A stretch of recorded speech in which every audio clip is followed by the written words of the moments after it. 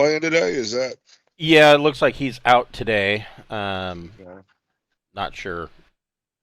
I mean, I don't know what's going on, but It's Saturday. I mean, it's real easy for something to jump up on Saturday and right. take you away. It got me out of having to run a game for free RPG day. Oh yeah. Oh,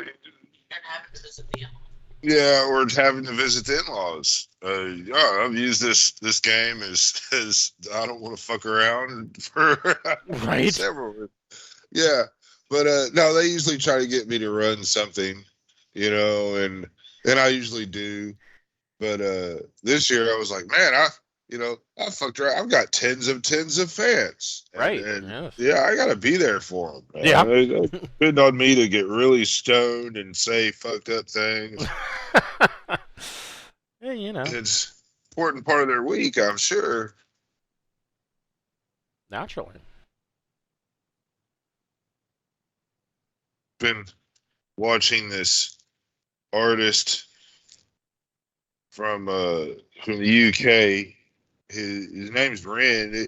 He raps a lot, but his shit is really not really something you can put in a genre or whatever. But he's probably one of the most thought out, deep artists as far as what the fuck he's talking about.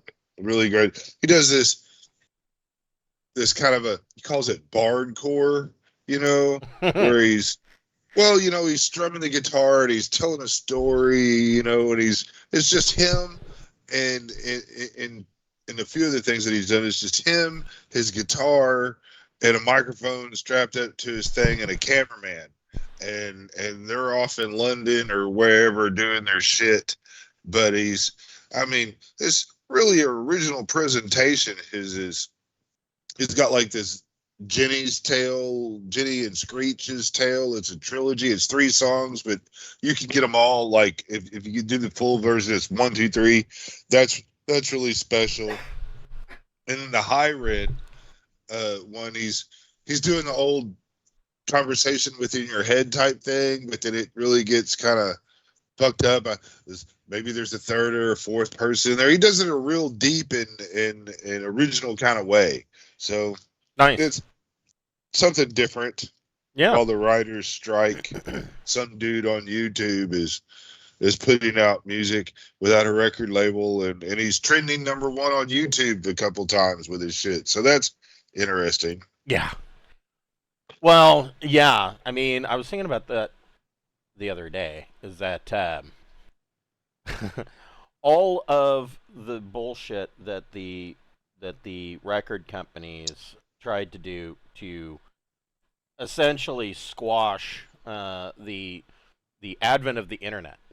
Um, they were pretty smart. They saw the writing on the wall, and I mean, reality is that anymore the the industry and how people consume content has changed to the point where it's almost getting to the point where record companies are no longer necessary. They're not. As a musician myself, I can honestly say I don't need the record company. I don't need an A&R rep. I don't need to necessarily go out and play shows in the hopes that if I get popular, like when I was in a band back in the 90s, you had to go and you had to play live shows. You had to get the good gigs on Friday and Saturday nights because in downtown Portland, Oregon, which was, a hotbed of live music at the time, Right. there were A&R reps and those guys pretty much for the most part were out Friday and Saturday nights, and there was only like two or three of them. You didn't know what club they were going to be in, but luckily my band was playing some of the most popular clubs in the area: Satyricon, Ash Street Saloon, Dante's was just getting started, and you had to get those prime gigs on Friday and Saturday nights in the hopes that you would get spotted by an A&R rep. They might like one or two of your songs and want to cut a single or that would hopefully lead to something more. You don't need those people Oh, anymore. I well, mean, there's YouTube. I don't need that. this Ren dude talks about that shit even in those stuff because he was on the verge. You know, he had a record label and stuff, and then he had been misdiagnosed. He had Lyme disease, has Lyme disease, and so he went through some really deep fucking shit. I mean, psychosis, Right. fucking autoimmune problems, you know, hallucinations. I mean, you know, he went through it all and he's being misdiagnosed and they thought he was a fucking loon, you know, Right. and he is kind of crazy, but you know, he's talking about, you know, the record label was trying to tell him, you know, yeah, you got to put out these performances, fuck your health, you know, Right. and Yeah. and they cut him. And so he's, you know, he's wrote all this shit hanging out in hospital beds and shit, you Yeah. know, trying to fight for his life. Well, Uh, and I mean that direction that direction that the music industry went, the publishing industry is starting to head that direction now too. yeah, And you know, I don't need a publisher to put out material. All I need to do is get people to click my link and give it and hook them right, in. right. That's And I all I need to mean, do, yeah, I mean, and I can market that. one bookshelf has multiple sites. I mean, it's not just for role playing games, as an example. There's drive through fiction that sells Yeah. books. There's all manner of one bookshelf. You can sell just about anything, and you don't need them. I will say the learning curve of learning how to use Adobe InDesign is massive. That software is unintuitive. It is probably the shittiest laid out program that I've seen since the early 90s. It looks like it came out in the early 90s, and Adobe has done fuck all with trying to clean it up and fix it. So, you know, you're kind of stuck with that. I've heard that there's another piece of software that some people swear by, and they claim that it's easier, but until I can get a demo of it, I'm not going to plunk down money on it. But, yeah, the publishing industry is heading the same direction, and like I said, I can pretty much see that. Honestly, I think the cable industry is heading in the same direction. Not so much with self-released content by individuals, because let's be honest, my show included, what you find on YouTube is, compared to the end product that you would see on cable TV or even streaming services, is garbage. It's crap. I'm not gonna That's make right. I'm not gonna make any bones about it. This show is what it is. The my whole point in the way we do things is that we are not Critical Role. Critical Role and other, you know, highly overproduced live play shows are not real role playing games. Matt Mercer and Critical Role can make the claim that their show is not scripted all they want. They are fucking liars. Their show is scripted. He talks to the players about what's going to happen in the game ahead of time, and they act upon it. It's not a real game. When I watch a lot of them, man, it's like they have great role playing and voice acting, but you know, the creative level that you expect from, you know, high end fucking role players is doing cool shit Right. that is outside of the box and you know, making a certain thing. You know, if you could avoid combat with a dragon by using the environment and some political stuff and all of that, then you know, you that's great. And it not be the bard trying to fuck the dragon. Right. I mean, yeah. But with the movie and TV industry, we're seeing a similar effect with streaming services. 20 years Well, the movie ago, had to have flopped. It's already on Paramount. You can watch Right. it without paying Right. shit right But- now on but Paramount already. 20 years ago, Netflix and Hulu, I don't even know if they existed 20 years ago, but it was unheard of that there would be a new streaming company. Not the idea of streaming when it first came out was that they were only going to show reruns of crap that's already been aired on TV, or they were going to live stream over the air TV on their internet service, so you didn't need an Yeah. antenna or whatever. And it was a fallacy, a complete fantasy that these companies would produce their own movies.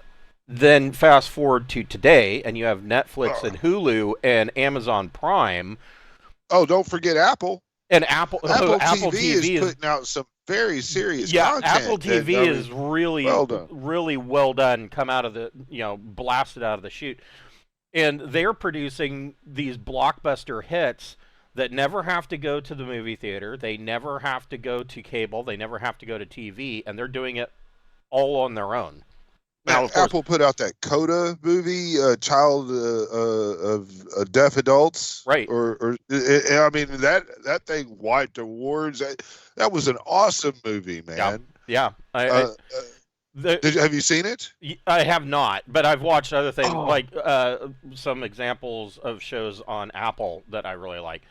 C was fantastic, oh, Lightsea, and yeah. I remember when I first when I first heard that they were producing C, and I looked at the synopsis of what the show was going to be about, and I was like, "That's the dumbest fucking thing I've ever heard." And but then I watched it, and Jason Momoa is good. I mean, you Yeah, can't he's a really good go. actor. And there were some things watching that show. It's like, no, but it was good enough that it was good enough in its fantasy that I was able to get past it. It didn't Yeah. completely rip me out of the moment. The one that I'm really liking right now, that I think is absolutely amazing, is Silo. Silo's, I love Silo yeah, right now. phenomenal. Oh man, the the levels of that story, and it's like every time you turn around, you see another entity behind the scenes, shadow, protagonist, bad guy. Well, and You the know, thing that I really like about what Apple is doing, even more so than Netflix or Hulu, is that they're not attempting to do the reboot shit. They actually no, have new and original ideas yeah, that they are producing to high level of content, whereas all the crap that you see on network TV or cable, or even in the movie theaters, is all rehashed shit that you've already seen before. I mean, none of these writers that man, are on strike right now. I'm like, who cares? You're simply stealing the work of writers that went before you, and then yeah. regurgitating it and claiming it as your own.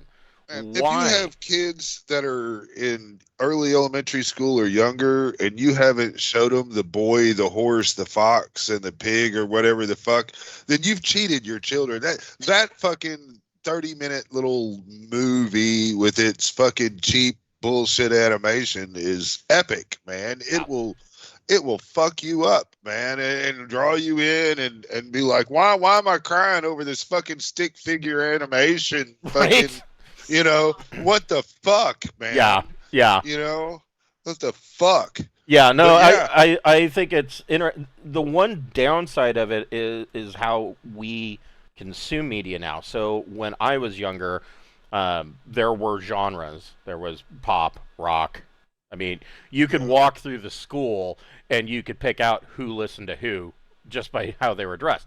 And it's not like that anymore. oh, It is now all this conglomerated weird shit. And you know, the downside of that is that some of these pop stars that, I mean, we would have called them one hit wonders. Now, instead of lasting a month or a couple of weeks, they literally could be seen and gone in half a day. They're, yeah. literally, they could be popular for 8 hours and then vanish and never heard from And again. I'm not really even following any American bands. I mean, I follow Aurora. She's a Norwegian, and she goes all over Europe and all that shit most of the time. But I mean, she's a heavenly fucking angel, and if she doesn't calm you the fuck down and put you in a chill mode, then I don't think you're human. I'm of the She's opinion that 99% of the music that's been produced post 1989 is all garbage. Like well, the whole grunge era was nothing but pure shit. Like one pile of dung after another. And I include Nirvana in that. Nirvana is terrible, just awful. But you know, Well, yeah, she's she does really good. I like her. And Walk Off the Earth does cover songs, but they make the songs better. Even when they cover themselves, they make the song better. yeah, It, yeah, they got.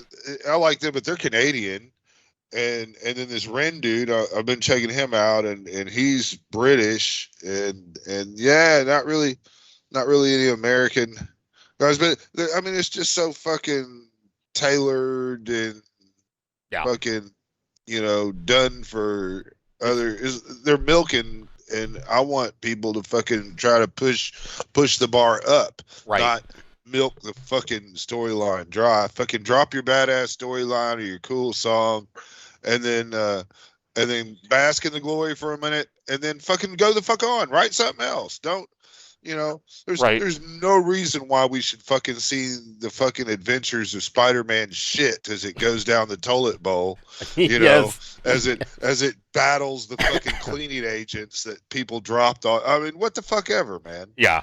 Even comic books. Yeah. That's a I'm gonna whole go other back in dumpster time fire. with the Flash and fuck up the Batman story that we've heard 30 fucking times. Right. Yeah. Yeah. Anyways, Okay. welcome to Braunhaven. We'll be picking up where we left off last week. They were in mid-combat with a bunch of bugbears who just happened to open the door and waltz in. There are also orcs on the next level above them that have poured flaming oil through murder holes right over the front door. And I thought they were so goblins. this area, no, they're orcs, and this area here is on fire. It will be burning out at the end of this round. But before we get started, we'd like to thank a friend of the Greenwater Guildhall. None of these are sponsorships or partnerships of any kind. They're just products that we really like. Today, we'd like to thank Boston Scally Company. Boston Scally makes beautiful hats, scally caps. They've got numerous styles from the single panel to 5 panel to 8 panel hats made in poly wool blend. They've got some summer hats that are a poly cotton blend for lighter weight. They fantastic hats. If you want a good hat, they are the people to go to. They do have some items on sale now for Father's Day. Their Cape Cod series is on sale, and a couple of their other styles that are 15% off for Father's Day. So go check them out at bostonscally.com. If you're a fan of the channel and you'd like to help support us, we do have a merch store via Zazzle. There are buttons and T-shirts, and one of the T-shirts is the Wednesday night Pirates of Dry Necks pirate flag created by Cameron, who is playing Mavis and Allura. All of those proceeds from that store go directly back into the channel and kind of help us grow and advertise and pay for the numerous amounts of software that I have accumulated in order to keep things going. So if you want to help us out, go get yourself a T-shirt and a button. And likewise, the Braunhaven campaign setting and its adventures, including the one that we are going through right now, the Ruins of Castle Braun, are all available in digital PDF format via Drive-Thru RPG and Big Geek Emporium, and print-on-demand books are available via Drive-Thru RPG. The source books, there are two. There's the Braunhaven campaign setting and the Skellis Mountains, are both available in premium color hardcover. And the adventure books, of which there are several, are available in premium color softcover, all through Drive-Thru. Everything has been put on sale or price reduced. And I think that that's going to be the new regular price. I mean, I've lowered it as much as I can to make it. Well, let's face it, it's kind of a big FU to WotC raising their prices 20%. So, hey, you know what? Go get yourself old school essentials, and you can run Braunhaven, and it's not going to break the bank at your table. So, where we left off, it is Borman's turn. Borman, with his flaming sword, is immune to the fire. and it is his turn. So what would you like to do? Well, I'm on the speed potion, in case you forgot. That's right. That's what this little icon here is. Yeah. And so I'm just going to kind of slide over one right there. If I can get it to do it, I need to get my mouse working because I'm not sliding on my. There we go. There we go. It's actually kind of buggy. Yeah. But anyway, I'm just going to swing right there Okay. on the guy. I really don't care if he's been hurt or not. Just starting on the left, moving right. Yeah, the guy on Borman, so this guy here, he has been injured. Okay, well, I mean, yeah, you have to do your thing where he does a swing at me or something. I rolled a 1. Oh. Okay, hold on here. Forgot that Brian's not here, so no Dentry, Toomey, or Jackson. Right. So you rolled a nat 1. He is going to use that to. What's he gonna do? Dun, dun, dun. Hold on here. I need something else. First of all, I need to bring up the Necromancer and the Witch, which I always tend to forget about.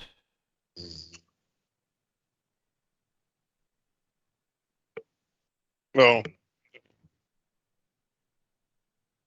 the necromancer's asking the witch if she would like to go study spells for the evening too. Are they gonna hold hands?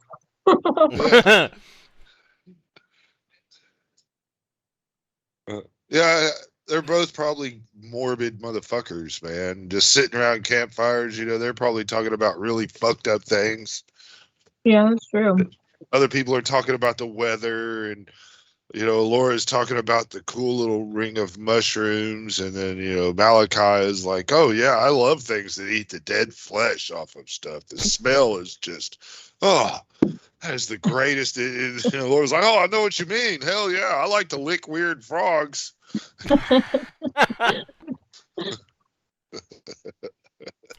So you, yeah, he's not gonna.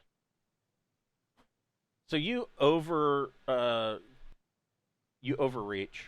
Yeah. and he is going to get a attack at -2 Yeah. Good luck with that. with a short sword. Short sword. Bring up. Oh no, I don't. I don't need that. Well, yeah, I do. That.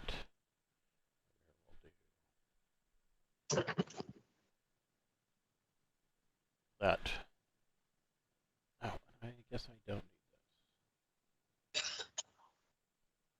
Keep forgetting I made my own custom DM screen. Okay. So he's going to make a short sword attack with his offhand, actually. So that makes this -4. Oh, let's see. Ooh. Yeah. That's max damage. Yeah. Okay. It'll be okay. So you take 6 points from his short sword. He just kind of stabs you as you overreach, you overcorrect in your swing, and he just kind of gets in right under you and gives you a nice poke in the ribs. Yeah, I'm down to 17. I'm okay.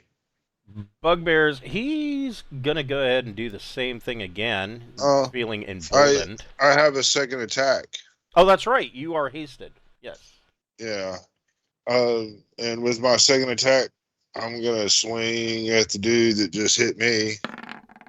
Yeesh. And not do shit. Yeah. That's fuck these dice.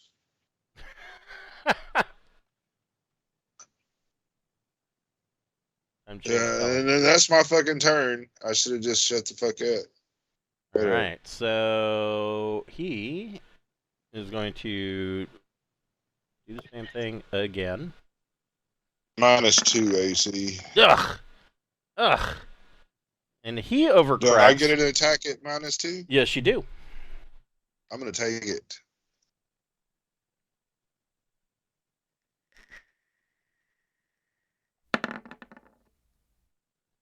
That. That goes 17. Yeah, that is a hit. You hit AC 0. You hit. So that's 4 points of damage. He goes down in a similar manner to the way you attacked him. This guy, yeah, he's going to attack with his short sword. That's not what I did. And misses with a 7.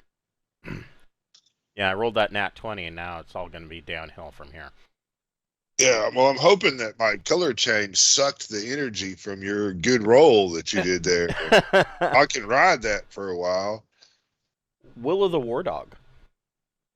Willow is not really wanting to cross the...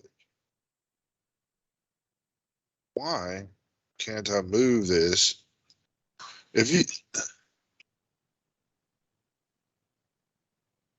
It's just weird. He's going to come right over here. Okay. And just stand if I never get him there. There. All right. Things are scrolling around funky. Yeah. It's gonna end his turn as I'm going to reset my shit. I'll still be listening to you. But... Okay. Well, you do have Malachi. Oh yeah, Malachi is next. Is his turn now? It is. Okay. Well, way to make me keep going. The holes that this liquid came through, right? Yep. I mean, can I look through there? Could I cast a spell through there? Let me tell you the spell, and then you think about it. I want to cast Carrion Stench up through there. Ooh. Let's take a look. Page 16, Necrophiliac's Handbook. Let's see here. Carrion Stench. So you have to be able to touch the creature. Oh, you wouldn't be able to. Fuck you. Yeah, you're right. Okay. Yeah, well then never mind. Malachi will throw a fucking dagger. Okay. He's gonna probably want to get some angles. Yeah, about there would be your best bet. Good, because... And that...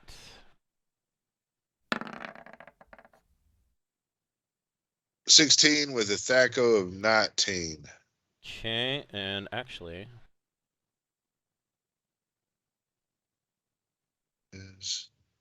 Here we go. So he's in medium range, so that's just a straight roll and a 16. It's AC 3. That is a hit. All right, way to go, Malachi. Actually doing something here. All right. What is it? 1 point of dagger damage. Yeah. So the dagger sticks into the bugbear's arm, and he kind of howls. And Mavis, what would you like to do?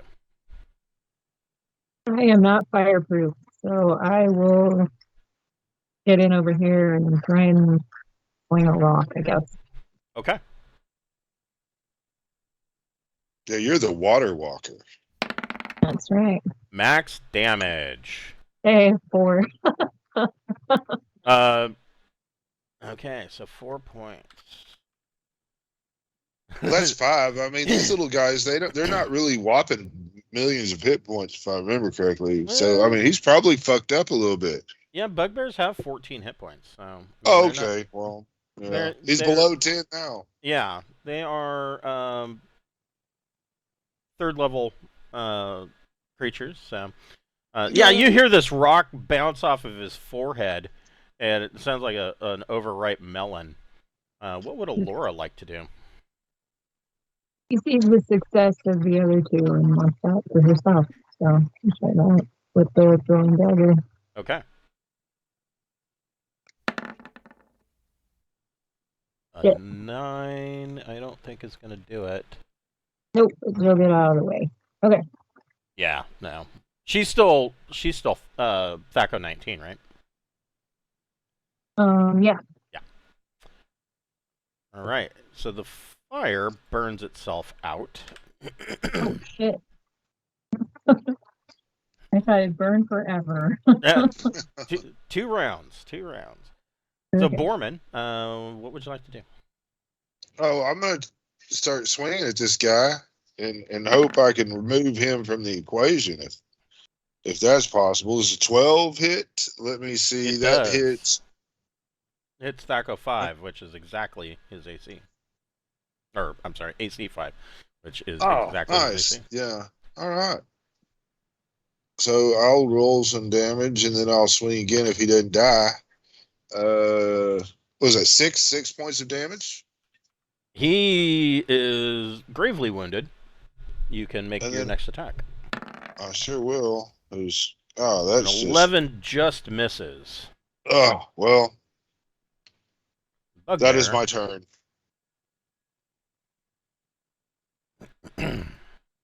Oh, wait. No, I don't need that. Don't have to do things that way. Let's see here. Ooh. He fails his morale check and is like, nope and out. So he moved 30 feet. Do I get an attack if he's running away without backing up or anything? You do. I'm gonna he's take it. completely retreating. That should hit. Yeah, hold on just a second. Let me read this again, because honestly, we very rarely use the retreat rules.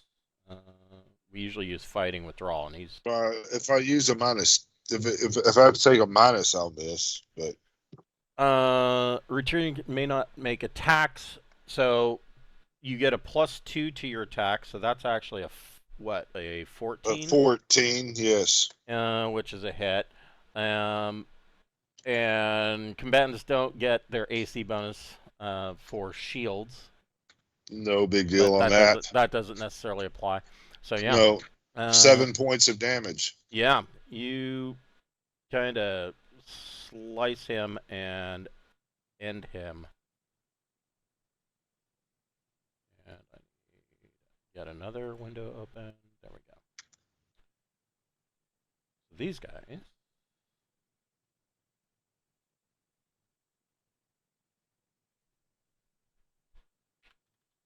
And this is not their lair, so there's no rolls on the treasure tables. And like I said, you know that there are orcs up above. They are grunting and kind of they're laughing. You can hear that they're laughing at the demise of the bugbears. Okay, so they poured the fiery oil through. It wasn't like a thing somebody stepped on. Yeah, Okay. no, it wasn't a trap. They actually kind of have an ambush set up on the second floor. To tell you this opening or this area that you're in, this is the grand entrance hall. There are light gray stone tiles on the floor, dark stained hardwood on the walls, hunter green plaster on a 15-foot vaulted ceiling. And then, of course, to the north are the double doors that lead into the reception hall, the throne room. You've been, God, I think you've been everywhere on this level, and you've got some stairs over here. That's right. We got one room. Yeah, you've got a uneven set of stairs that leads down here. You have a extremely uneven, almost to the point of being dangerous, set of stairs that leads down here. And then you have on the east and west sides of this central hallway, there are a There's a set of rounded stairs that go up to the second floor. These two that lead down kind of go down into crummy darkness. Well, I'm let's do thinking the last oh, room. yeah. We'll do the last room and then. Oh yeah, I vote there up. is one more room over here. Oh, I can move characters good now. The reset was smart. So yeah, I'm just gonna go through the motions here and see how it works. Gonna look for traps, and then I'm gonna try to open the door quietly or pick the lock if it's locked. The door is locked. Then that would have been a pick lock at 2. Yep, the lock is picked. But I opened the door with some noise due to my clanky plank plate mail. That is okay. So you did not see a trap on the door. Right. This room, yet again, another administrative office. Wonder I'll what look was for locked. traps in there real quick. I don't see any traps, or if I do, I'll stop people. But yeah, we'll search this room real quick. So you got a 3 for your trap. Yeah. So you do find a trap in here. There is a dart trap set up on this wall. Ooh, are they poison darts? Can I just retrieve them? Well, you. I need to disarm the trap. Yeah, there's a pressure plate.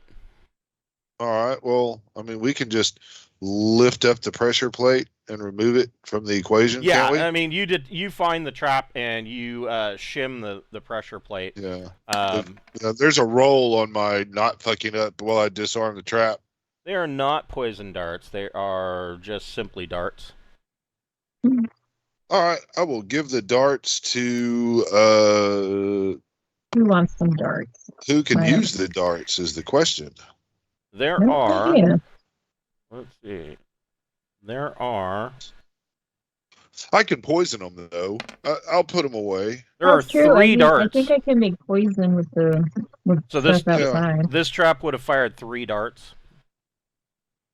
All right. That's a really good question. You know, I have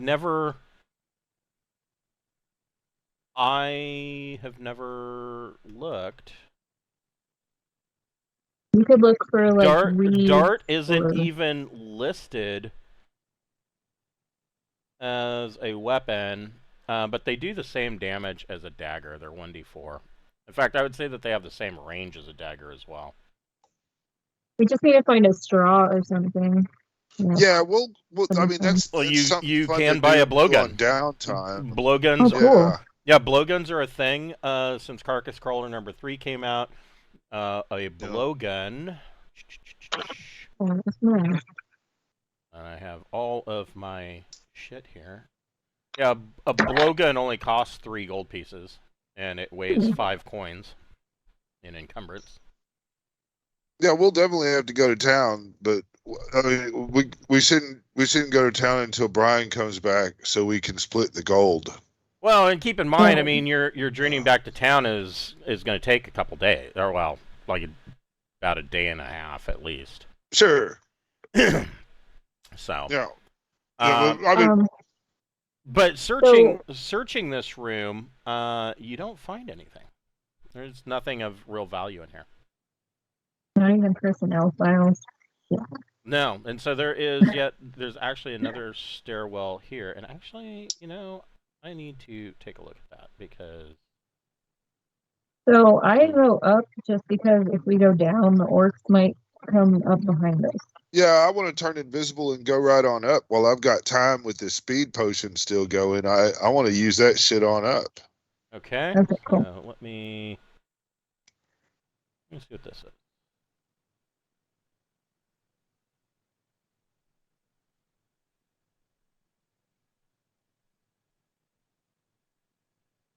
Well, that's interesting. Oh wait, I'm sorry.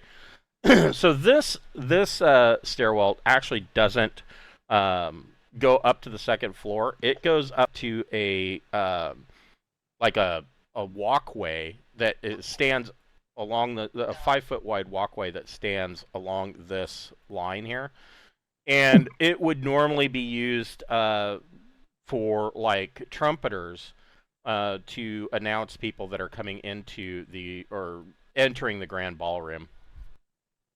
So we need to go back over here So and go up. the right up here is a stairwell that goes up to the second Yeah. floor, and here is a stairwell that goes to the second floor. We're going to stay on this left side of the map and go right on up there. I'm invisible. I'm fast. And So we'll all be behind you. yeah. Okay.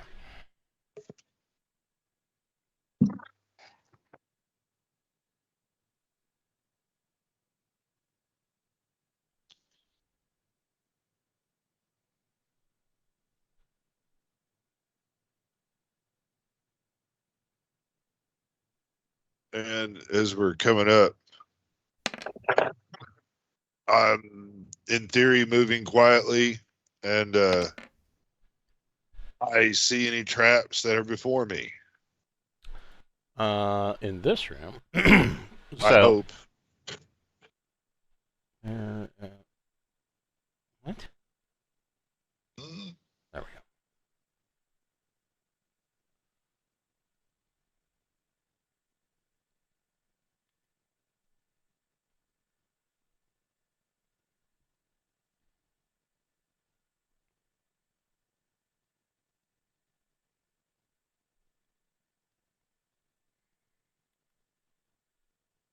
So this is the second floor hall, and it has hardwood floors and walls. There's wood beams and hunter green plaster on a 10-foot vaulted ceiling. Up here, there is a river stone or fireplace made of river stones. It is 15 feet wide and 10 feet tall. And the opening of the fireplace is large enough for an ogre to stand in. You can tell that it has been recently been used, and there are still hot coals, and you can smell what smells like somebody's cooked something in that fireplace. And there are. I'm sorry, what was that? Is it people? I don't know. Well, maybe. There are drippings of animal fat on the stone hearth in front of it. Now, in addition to this,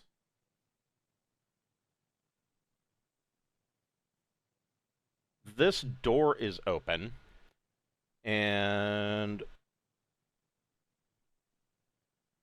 this is a guard post that overlooks the entrance to the keep, and there are these murder holes in the floor here that the orcs were dropping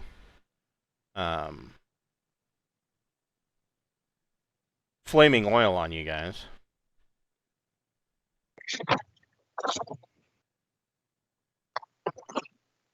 And indeed, there are orcs. Oops. What I wanted.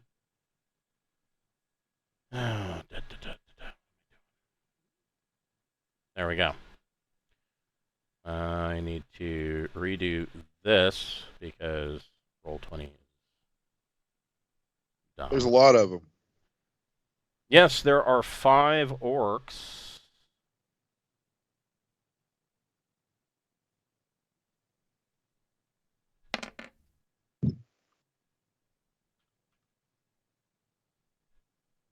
Now, of course, Borman is invisible, and you were moving silently. They are not surprised. Neither are you guys. You knew they were up here. Willow and these guys. All right, you guys can roll an ish.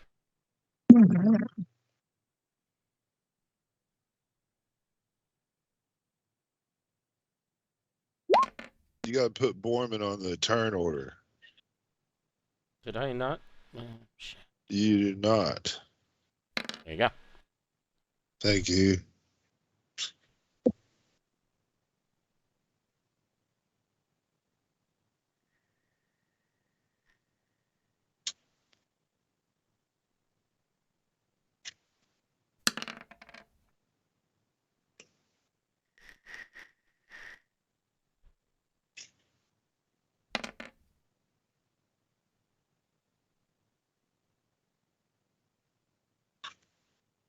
Wow, And I'm ready. Willow got a 1. Yeah, he is smelling that barbecue, buddy.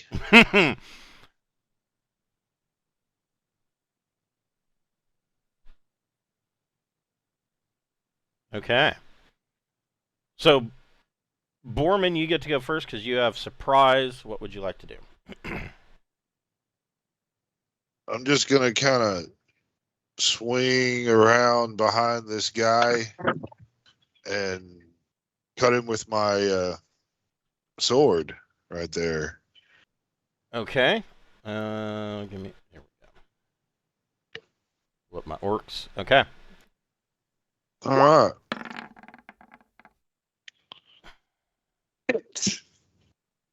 I rolled a 1. Shit. Really? Okay. So Oh, that's what I did. you are not surprised. You didn't hit. And this guy here is going to. Oh, they are armed with battle axes. He's going to. You appear, of course, before him. He is going to try to bring his battle axe down on you at a -2.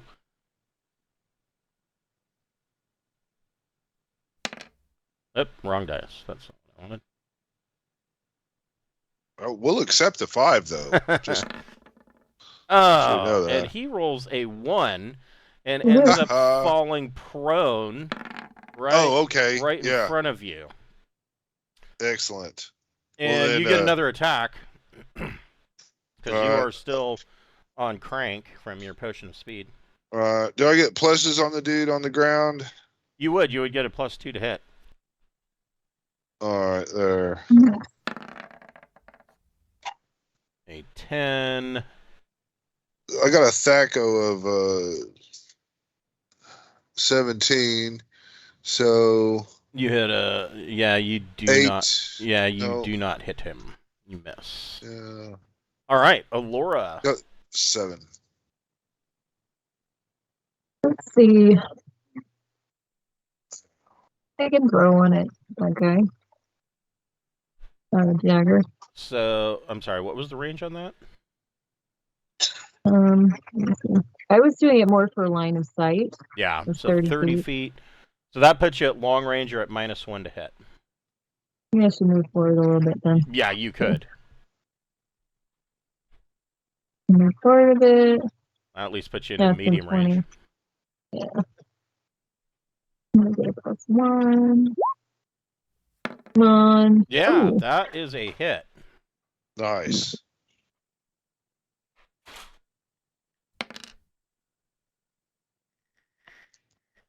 Okay, and so you throw your dagger and hit the orc right in the face, and he goes down. I'm gonna retreat a little bit. Okay. We're back to Borman. We have skipped Malachi. Oh, never mind. I'll shut up because I obviously don't know what I'm talking about. This guy on the ground in front of me. Yep. Right? I'm going to swing on him again. And Nat 20 max damage. That's 10 points of damage. So Malachi or Borman just lops off the head of this orc. And I'm going to step forward and take my second attack. Go for it. A 10. Yeah, I think that hits AC 8, maybe. AC 7. So yeah, that is a miss. Yeah. Oh well. But just barely. Malachi. Malachi is going to 5, 10, 15, 20, 25, 30. He's going to stay right here.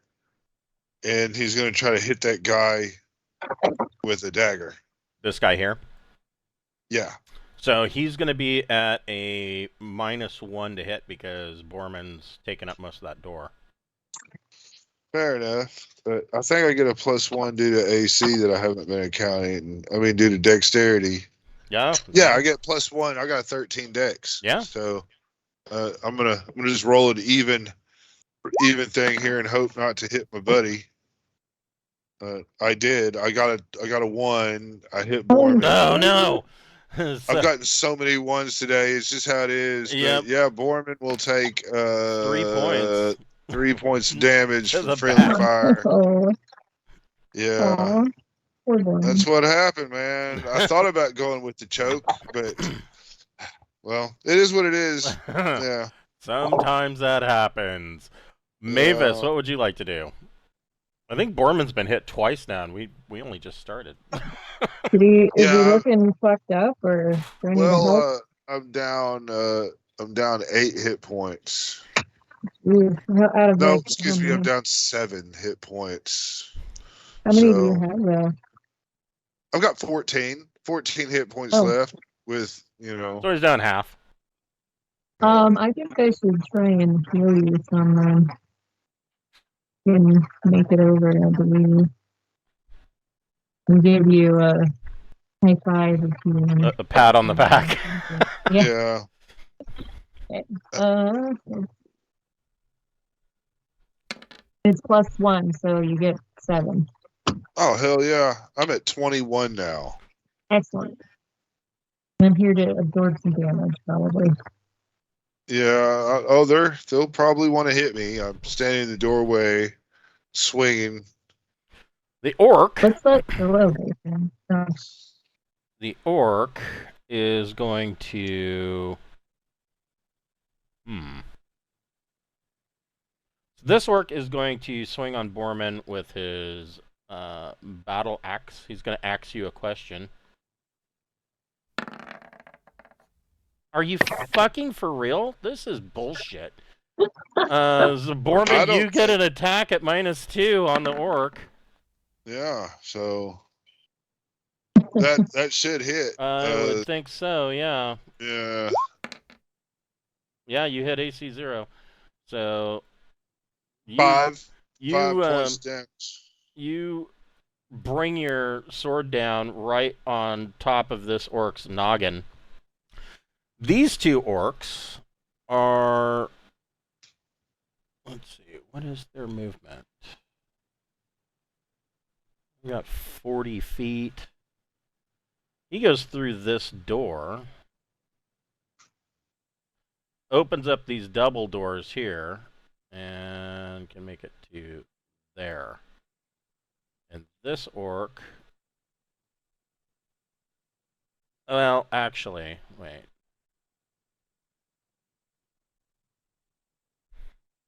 I think it's more important than that.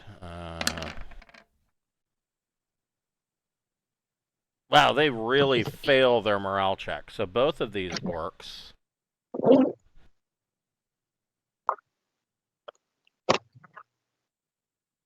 are making a run for it.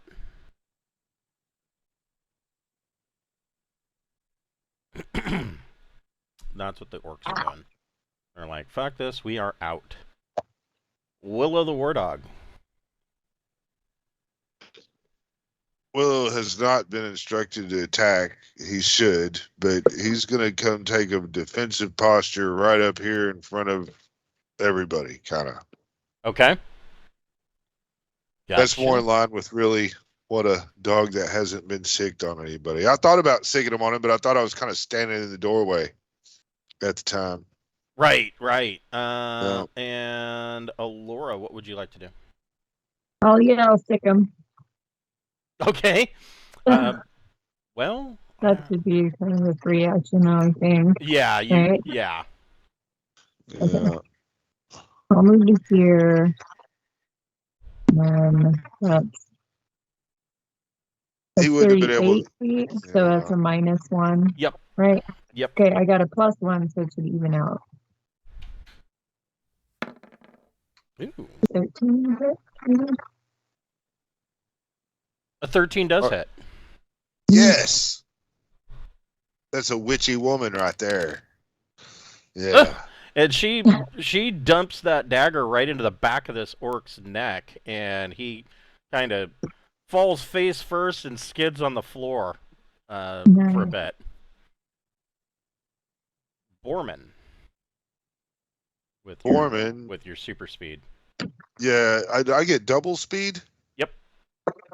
Yeah, so that's 30, and then 40 puts me right up on him. So, can't run.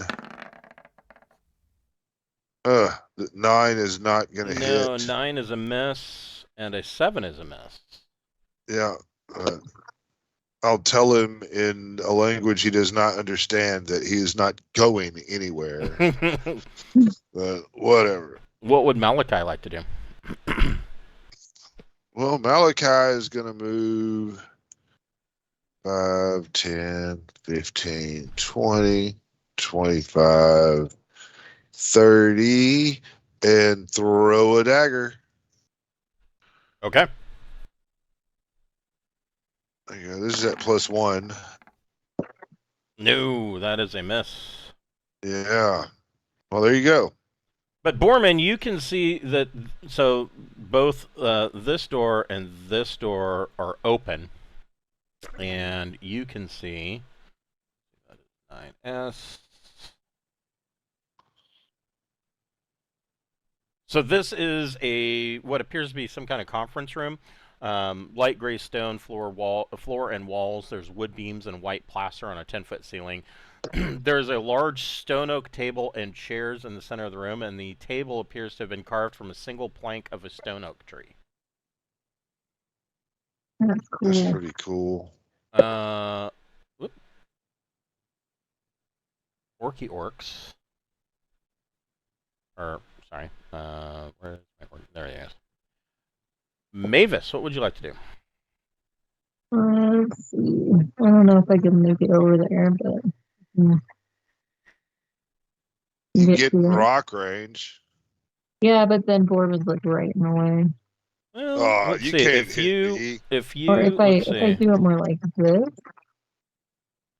Yeah, I can go there. Yeah, and then so that puts you. We'll just even that out to 25 feet, which might be for long sling. range.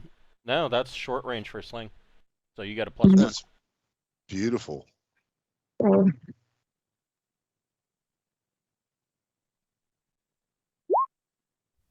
Nope. Nope. That is a miss. Orman feels targeted. Orc is going to do a fighting withdrawal. So he can move half of his movement, which is 20 feet, and make an attack. Which is what he's going to do. He's going to swing. First, he's going to swing on Borman. Ooh. But Borman's got a -2, right? That's correct. Guys are yeah. Orcs kind of suck. So he would have hit a AC of 2, which is not too bad. But then he is going to go this way, and he goes downstairs. He is running away. Okay, whatever. Willow, who was ordered to sick him, will take off after him. So 5, 10, 15, 20, 25, 30, 35, 40. You get right up here just above Borman. Okay. And Alora.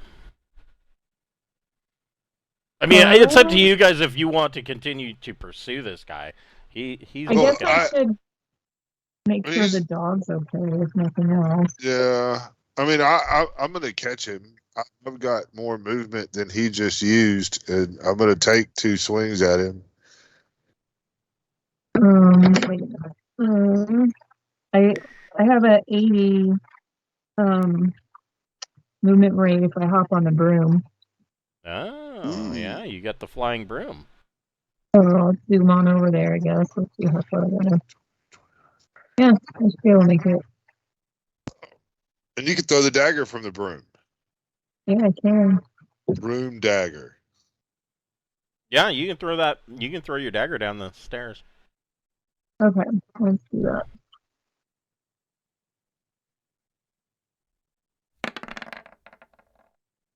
With a 15. Ooh, that's probably going to hit. Yes, it does. Oof. And you hit the orc in the back of the head with your dagger, and he goes stumbling, rolling down the stairs. Sweet. Poor Willow, we didn't get a chance to kill him. Oh well, Yeah. Let's see here. maybe next time. 50. So, where do you want to explore first? You got 2 rooms that are already opened up, but you haven't really searched either one. Right, but we know there's not any immediate threats in there. And I mean, we've had sounds of combat. Just right up here, this door that is right near everybody, you know? Yep. I just want to kind of go up and listen. Okay. That's a good question. And you got I did very good on my hear noise because thievy people do very good at that shit.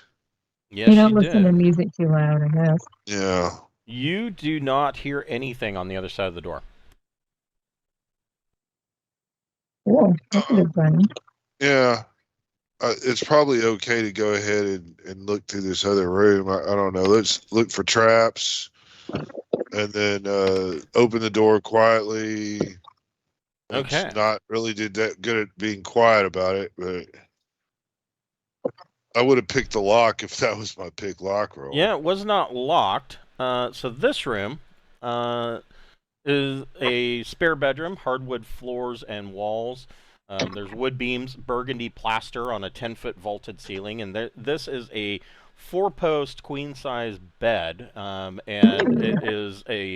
it has an overstuffed, down-filled mattress. It looks like a fairly comfy room. I mean, it's of course a little dusty, but when you open the door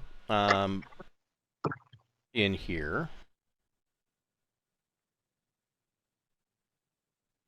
immediately forming out of thin air is a wraith. Oh crap. That is rather irritated that you have opened the door to her room. Finally, I get a good. Everybody roll initiative. Everybody, I finally got a good initiative.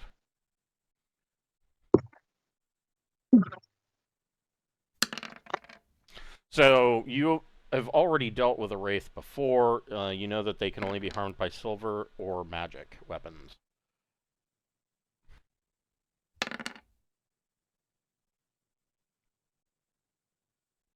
And they take half damage from silver weapons.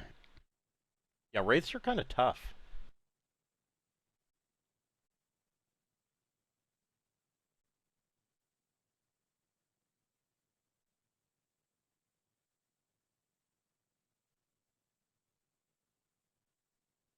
Okay. Well, first of all, Borman, roll a d6.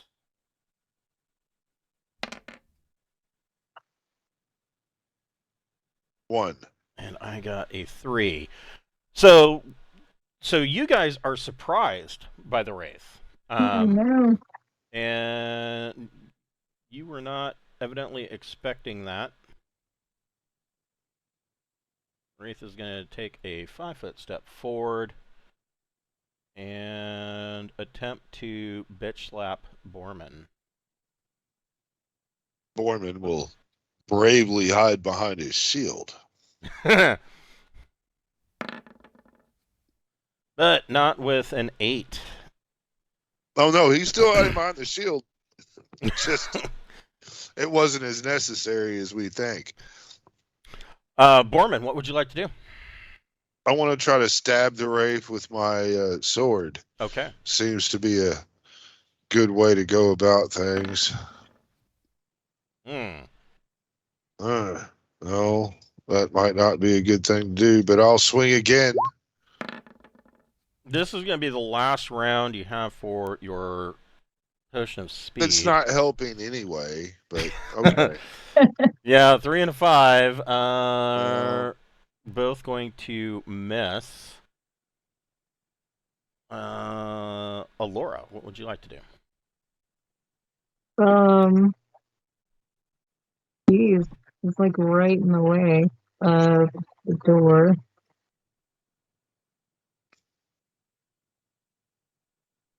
I really should have moved in the room, but I would say that, I mean, you can. You can move half of your movement rate. I just if want you're to get. moving away, you could move half of your movement rate. But yeah, no, that's fine. Okay, let's try the magic dagger. All right.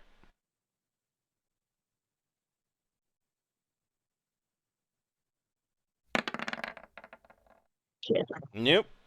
7's not going to do it. I'm fucking off. Maven. That's all right. done. This is really the turn that we really needed anyway. So, That's Turn right. it. so Yeah. wraiths are undead. Let's turn them. Do it. Okay. 2d6, right? Let's take a look here. Cleric. Okay, so... Whoop. Are Hello? wraiths fleshy? No. Well, their description... Hold on, I will read their description to you. Incorporeal undead monsters that appear as pale human-like forms of coalescing mist. Nope, not fleshy. What level is what level is Mavis? Fifth? 5th. Okay, and Wraithy Wraith is a 4-hit dice creature, so... Damn. Yeah, go ahead and roll 2d6. You want to get a 7 or higher. Yeah, okay. So Wraith is turned.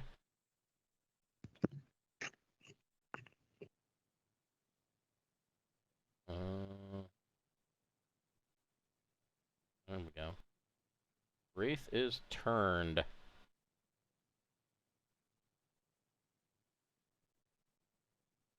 Alright. So on the Wraith's turn, all it can do is run away. Bravely run away.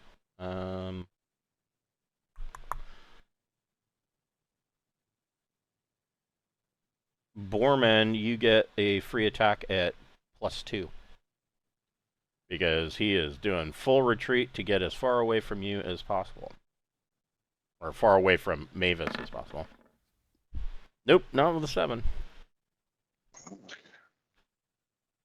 Willow the War Dog. Has not been told to attack, and no one's going to sick the dog on a thing it can't hurt anyway. Right. Yeah. Yeah. Good call. Malachi.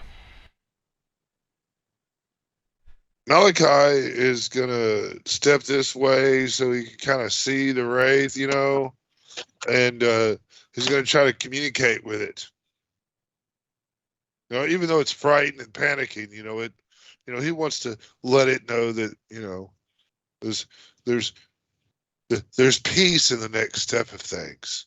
If you just accept the defeat, you can go on.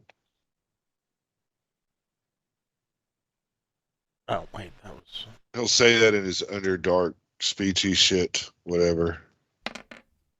Chaotic. So, Wraith is not... I don't know. Let's see here. The Wraith... Yeah, I don't think the Wraith is going to be paying attention. It's not like they're really all that communicative. No, but I had nothing that could damage the thing with, so I used my turn to talk. Gotcha. Borman, what would you like to do?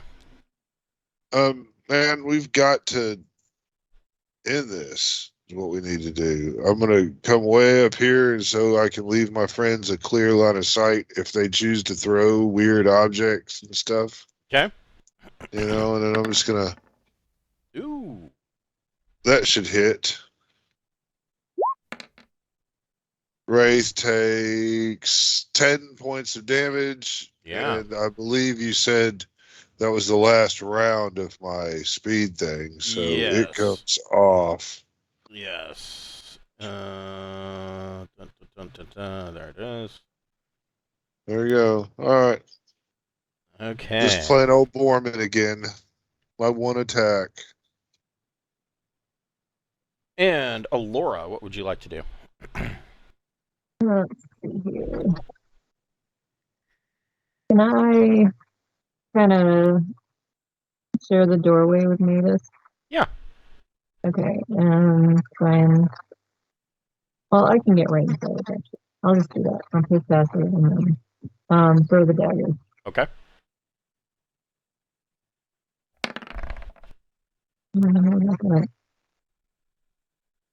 Oops. Nope, that is a miss. All right. And Mavis. I can... Well, I don't know. Should I stay here and we defeat it? Because if I move out of the way, I feel like it might rush past the door. Or well, it's kind of cornered, isn't it?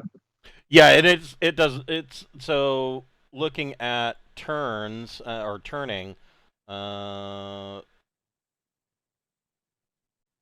They will attempt to leave the area if possible, will not harm or make contact with the cleric.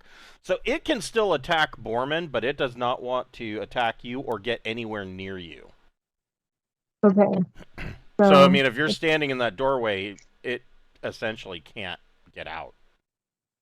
Okay, but if it's gonna attack Borman, then I want to try and smack it with my +1 mace. You know, though, and of course it doesn't say this, but it does say incorporeal. So I would imagine the wraith could go through the wall on its turn. But anyways. Oh. All right, this is my chance to end it then.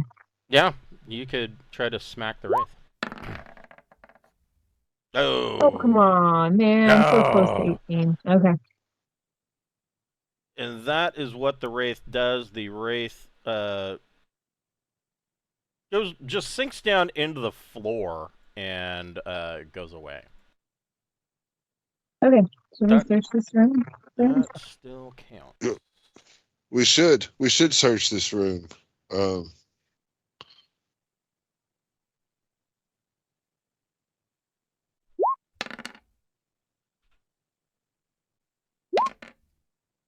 Got a 5 and a 6 from my guys looking in the room. So yeah, you guys don't really find anything interesting in here. And don't forget, in this room over here, you guys do get 5 rolls. Yeah, on treasure I figured tables. we would get around to that. I was just working, seeing what's around. But I'm gonna get this room right next to it. Then maybe we can go down and check out the conference room, the trap room, and then, move around. Yeah, move to the west end. Yeah, that's kind of what I'm thinking here. Unless Mavis or Laura object, no, it'd be go even ahead. more funny if Mavis agreed and Laura objected. But just to watch the role play. This is interesting. I don't know why this didn't show up. But there's actually a door right here that adjoins to the next room, as well as this door here. Well, we should go through the door from the room that we were in, on in. Looking for traps first, of course. So here's the trap check. And in theory, I find the trap. And then either I'm opening the door quietly or I'm picking the lock. It is not locked. Then I'm opening it quietly. So this appears to be a private... this is the Chamberlain's office. It has hardwood floors and walls, hunter green plaster on a 10-foot vaulted ceiling with stained wood beams. There's a desk and shelves towards the center of the room. The shelves are actually inset into the walls. And to the south, there is a locked iron-bound door. And yeah, that's the description of this room. I could unlock that door from the inside without even rolling, can I? Yes, Can yes, you imagine. could. Yeah, cool. You're gonna search the room real quick, make sure that there's not any goodies in anything. Okay, so Fucked you around and searched well. on one of these shelves, you do find an iron box that is locked. Oh. It is locked. It is locked. It's time to Yeah. bust out that chime again. Yeah, Let me get. the chimer, which Yeah, is great. You know, so we hardly use any of those. you ding the chime of opening and the box and pointed at the box and the box clicks and Borman lifts up the lid. In this iron lockbox, there are 300 gold pieces. Calculating Hold this on. as I go. He's not here for this. So I guess I'll make a note right here. All right, 300 gold pieces. Correct. All right. Hold on here.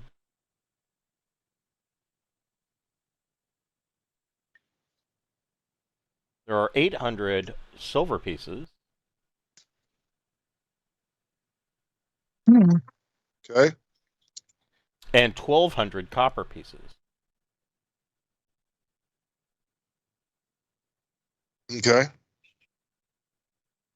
And that's all that's in there. All right. Well, we'll take it. Yeah, let's roll Jam on. it down in the bag of holding. I want to make rolls on the treasure table personally. You want to go down and do the rolls? I think so. Yeah, that was the general plan anyway. We just kind of go up and look around in here and then in here. We can go look the rolls and then look in the both. Okay, so hold on. Oh wait. Also, in the bedroom that you were in, you will get More stuff to write down.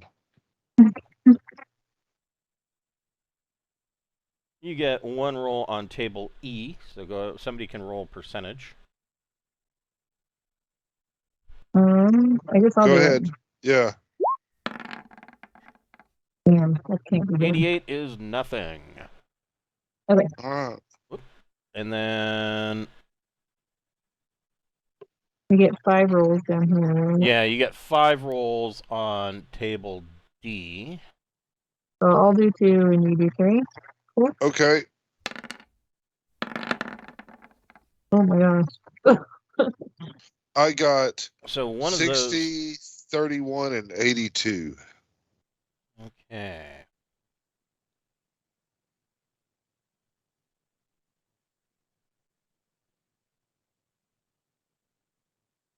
$60 hits, and that's it. And you find, ooh, this is going to be worth it.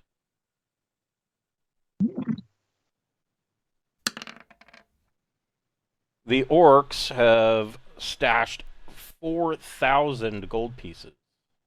Holy crap. Wonderful. They were loaded. Yeah. So who wants to make another 3 rolls? There's just 2 left, I think. I'll Or, make. yeah, you're right. There's two left. Sorry, I was counting right. 71 is nothing. Well, 18.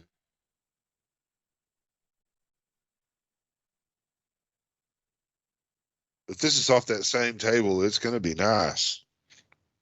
I hope so. There are 2 gems. Second here.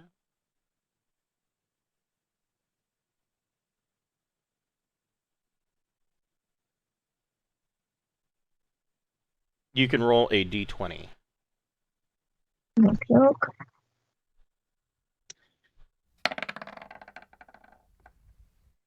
So 2 gems worth 100 gold pieces each.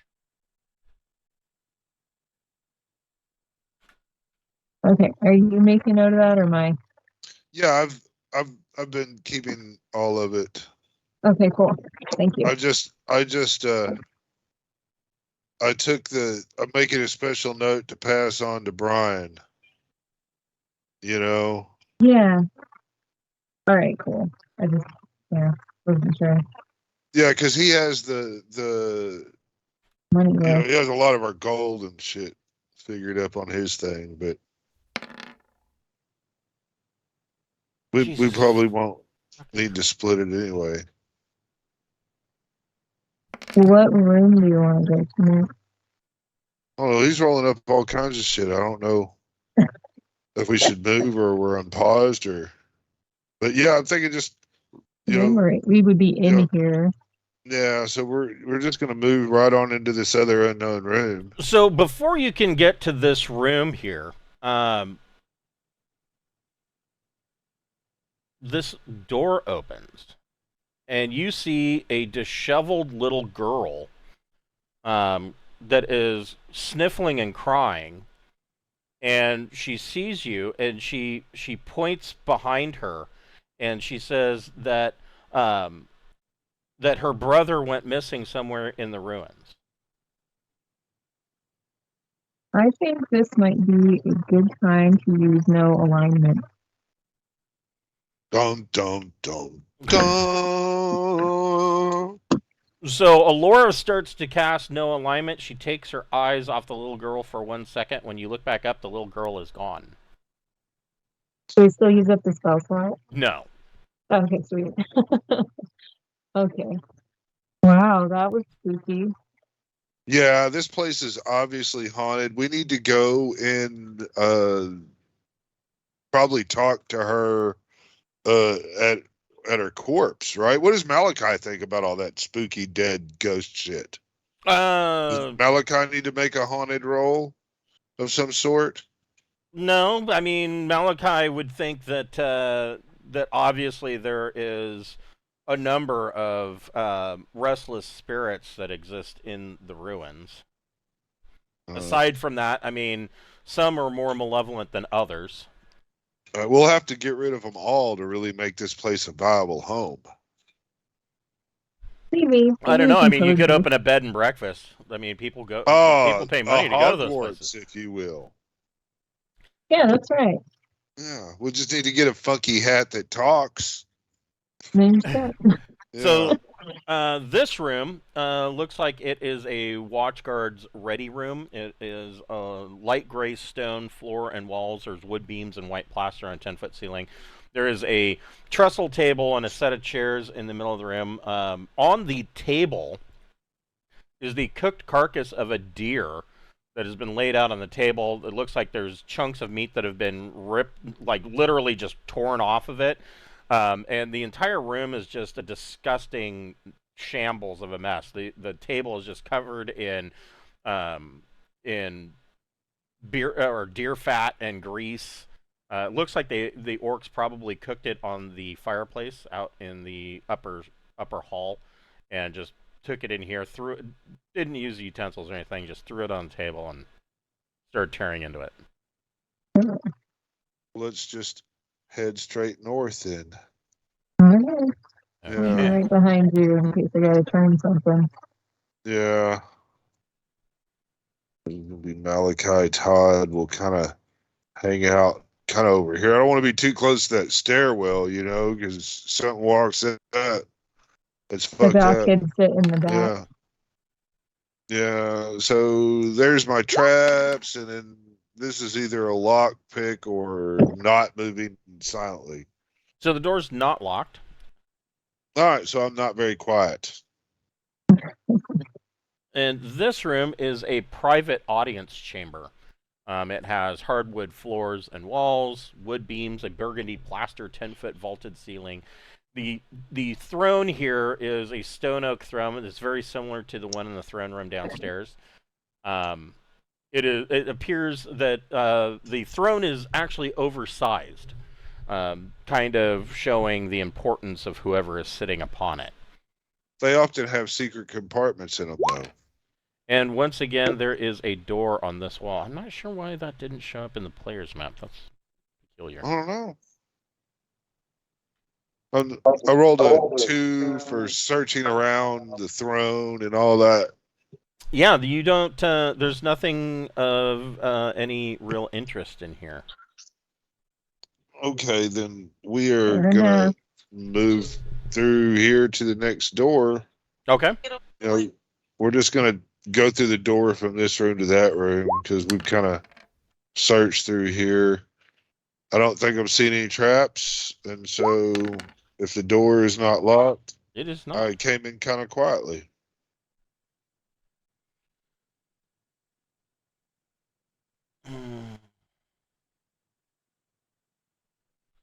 So this room is another spare bedroom. Oh no. This Oh, room, wait. though, it's not as in good of condition as the last room. There is mold growing in patches on the walls, and on the floor there is a beautiful floor like area rug. Ooh. Wait, let's move it out in the middle so it doesn't get moldy. Like Okay. if it's easy to do. That's what I want to do. I need something for this. Oh shit, real? I don't gotta fight another rug, do I? I've done that before. Yeah, I don't he'll have a fat do. dwarf And, butt to sit down on top of it though.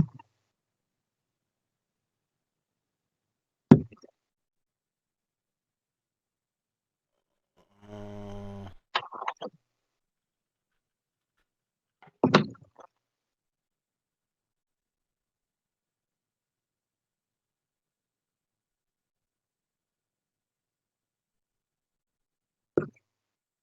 it's a rug, so it has uh, um, it has an AC or initiative of 0. Damn Mavis, it. roll a d6. Okay. Oh Mavis man. is not surprised by the rug, but everybody needs to roll initiative. I would think I would be really surprised by that. Okay.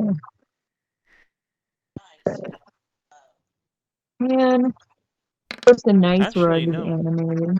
I'm wrong. The rug does get an initiative.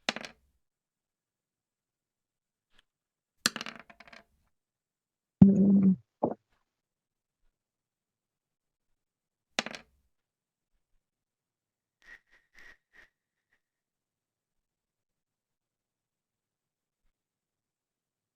All right. Uh,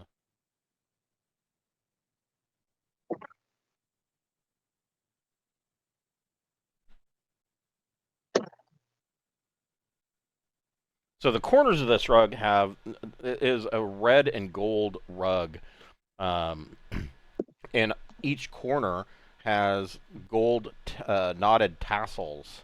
And when it rears up, it is actually using the tassels as weapons. Um, it can do 2 attacks per round, and they do 1d6 damage. Also has THAC0 of 16. So, Alora, what would you like to do? I guess destroy this awesome rug. Let's see. The door is open, I assume. This door is still closed. Oh, well, I gotta open it then in order to attack. Okay. Yeah, you can open the door. Ooh. That's pretty good. Uh, it has an AC of 4. Yeah, you hit. That's not bad. So you did 5. Give him some hit points here. Okay, so Alora, were you throwing your dagger or just stabbing it? Yeah, Yeah, you I throw was your throwing dagger it. and it cuts a hole in the middle of the rug. I mean, if rugs could scream, I'm sure that it would. But Borman, what would you like to do? I'm gonna cut it with the sword. All right, I'm gonna vacuum it.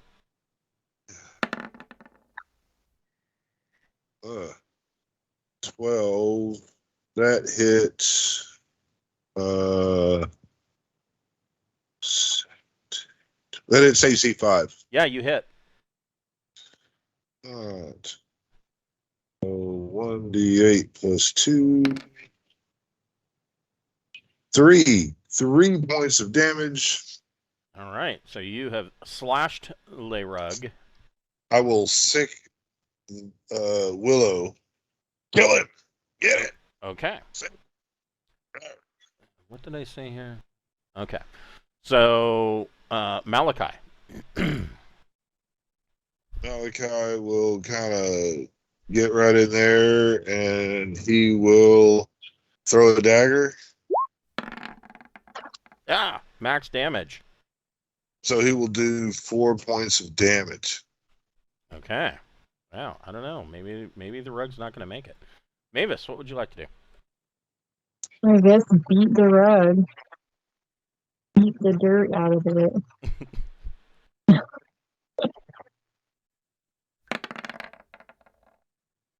A 15. My attack was 17. If that helps. Yeah, you hit the rug. Mhm.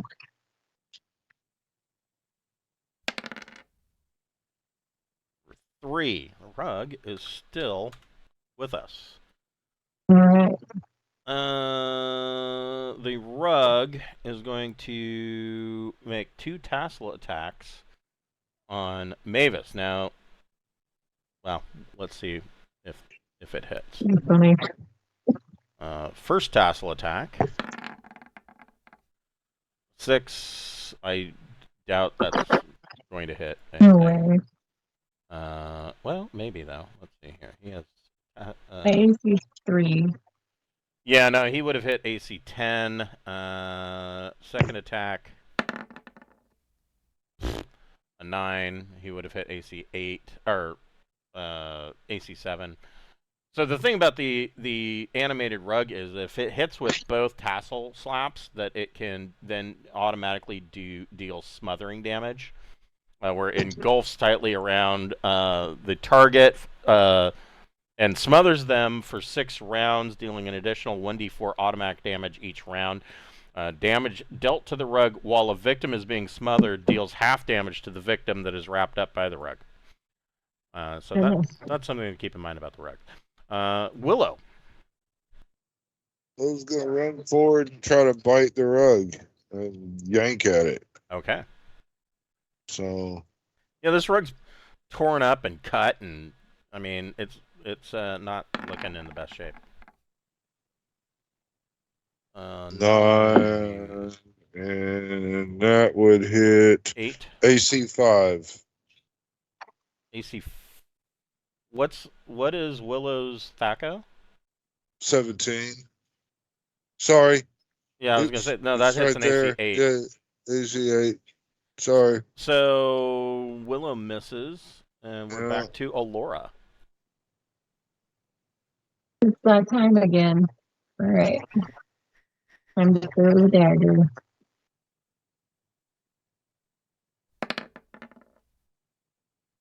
And miss. Yeah. And Borman. There you go. Yeah. 8 points of damage. Borman swings his flaming sword through the rug. The rug catches fire and just drops to the floor. Frostbrand. Oh, Frostbrand, that's right. Yeah, you swing that sword through and cut it in half, and the rug falls to the floor in 2 pieces. Nice. Well, damn it. There goes the nice rug. I know. I was thinking about putting that somewhere. We could put the tabs somewhere, I guess. Yeah. Sew them back together. You can try your mending. Oh, you're right. I do know mending. Yes, we can still have an awesome rug. Okay. Yeah, it will no longer be magical, but it'll be a nice rug. Oh, it'll really tie the room together. Yeah, exactly. Yeah, so I guess we'll gather it up and put it I in the just bag. wanted to put it out in this main area so it doesn't get moldy. Because it's been a Oh, moldy either way, I mean, if you mend it, he's got to assign a value to it, and the experience will just roll right on in. I think because that's wealth created. That is a good question. I will say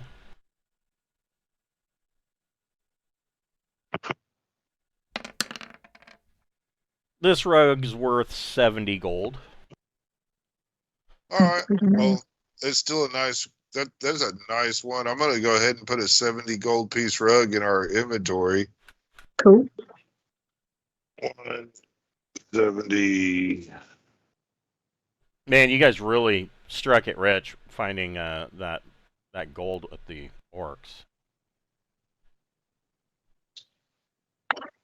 Yep, it was pretty good shit. This floor. That We need to go check that altar fireplace out. Make sure there's nothing hidden in the chimney or nothing like that. Yeah, no. There is nothing else on the second floor. I guess we need to go downstairs then, from the first floor to the basement. I think so. Okay, so you go back downstairs. So you guys do need a 10-minute break.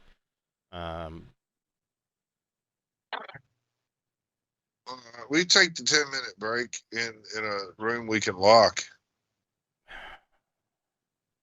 Right. Yeah, that seems wise. Yeah, you guys can kind of. You got to take my special There you go. icon off. It was good. We need to get another one of those. Tell you that. So yeah, you guys come downstairs, go into the little shrine room, and eat some jerky and collect your wits about you. So you have two sets of stairs that both lead downstairs. There's of course this one, the fairly dangerous stairs, and then there is this one that are also dangerous, but less so. They are simply uneven. I mean, I guess the less dangerous one is the smarter way to go down. I mean, why would we go down the stairs that are not dangerous? I mean, why would we go down the dangerous stairs? Yeah. I mean, I'm not gonna tempt fate. I agree. Okay. Yeah. So headed down those stairs there. I'll give you a roll for. So you're going down the southernmost stairs then. That's correct. And looking for traps, and I'm trying to move quietly. I probably am. And I'm going to be invisible. That's what I was wondering. Okay. Hell yeah, I'm invisible. There's no reason anybody should be seeing a thief scouting if the thief could be invisible.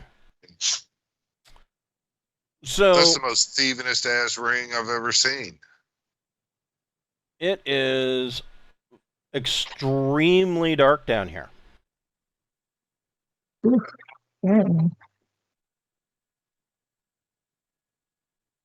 And you're a human, but I would assume you have a torch or something. I've got torches.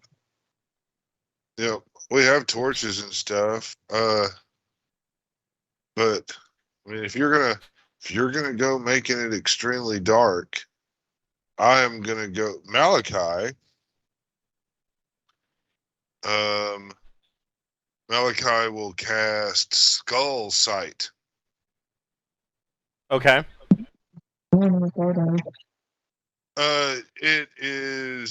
It's really badass. Actually, it's second level spell, and it gives me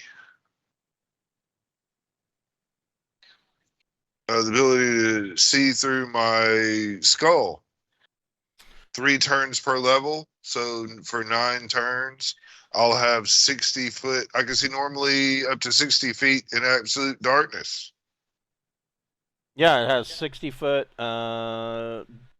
dark vision, which it's interesting that they use the term dark vision and not infravision. That's the first time I've ever seen in old school that they. Well, it defines it too. It says I can see normally Right. up to 60 feet in absolute dark. So I mean, it really does define the site. So Malachi can see to here.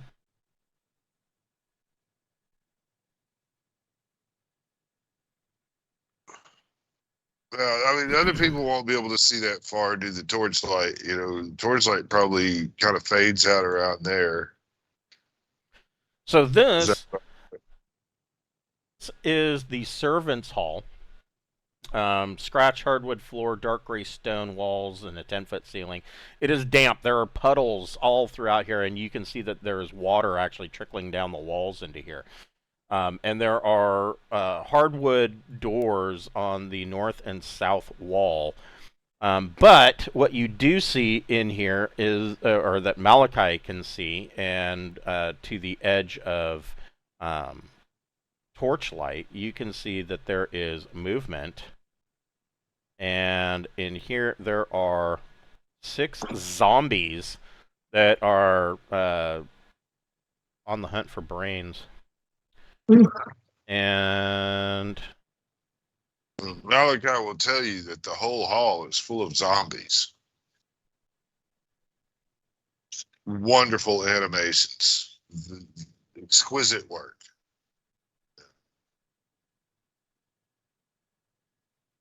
now, zombie. Oh, I guess they can't be surprised. Malachi, roll a d6. You are not surprised. The zombies, on the other hand, are which isn't really gonna do a whole lot for the zombies because they don't get to roll initiative anyways. They always lose. They don't get a roll. So everybody can roll initiative. If they always lose, we should just go in alphabetical order. But I know, right? I don't know.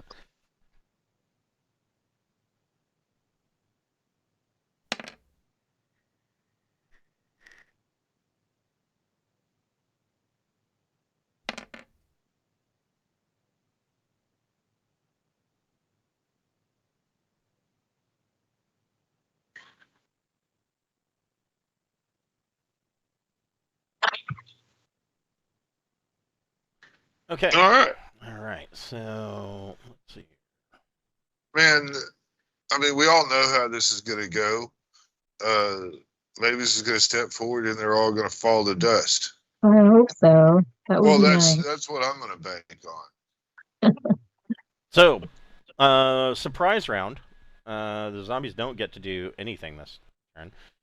Borman, what would you like to do? You are invisible.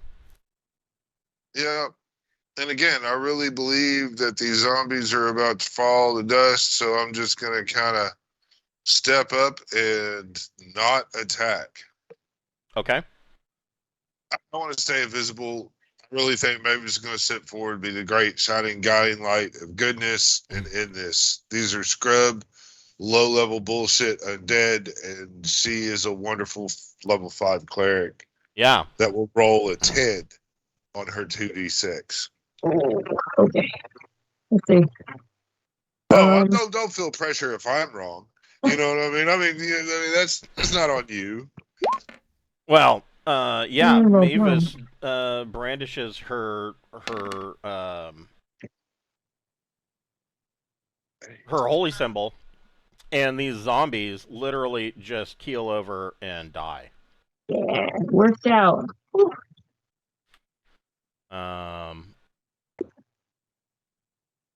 Good. Yeah, they didn't make it too far. And now, of course, Borman can see to the end of his torchlight. God damn it.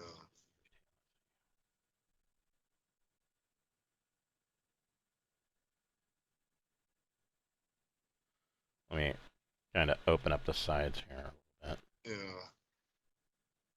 We still need to check these doors out real quick. You know, isn't there one kind of just south of Mavis there? Indeed. All right. Let's check it out first. Oh no, there's not one there. Mavis, is there? Oh, I thought you meant this one. Yeah. Oh yeah, well I thought there was the way your name run across the wall. It made me look like it was hiding a doorway. Oh, okay. Yeah, Gotcha. but still that works. I mean, I'm gonna check for traps, and if it's not trapped, I'm gonna try to open the door quietly, and that should be quiet or picking the lock, whichever. Let me grab my correct map here. There It would be cool if you used the wrong one and pulled it off. we go. Yeah, well, that would be Oh amazing. no, that's me moving her. Sorry. Okay, so this is the servant's kitchen and dining hall all in one. And dark gray stone, 10-foot ceiling, fireplace, and an oven over on the northwest corner here.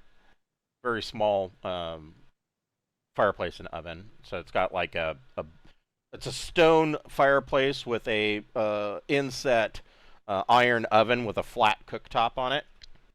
And there are various cabinets and shelves throughout here.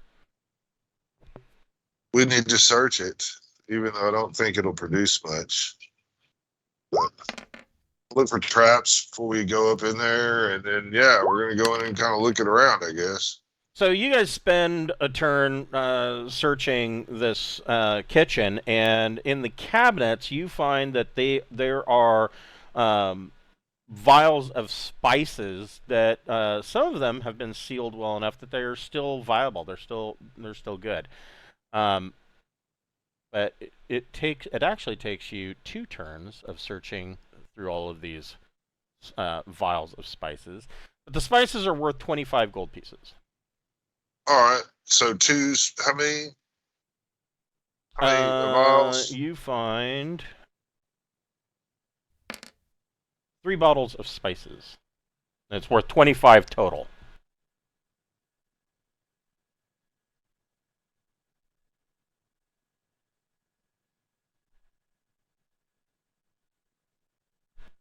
Cool.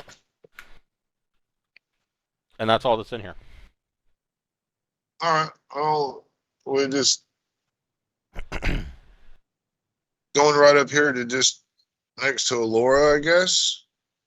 You want to do the top room? Okay. I'm gonna move Laura. Yeah, I was just thinking we would kind of just try to clear as close to the same area we're in as we're possible, was my thing. But I really You're don't opening care. the doors, so it's like up to you.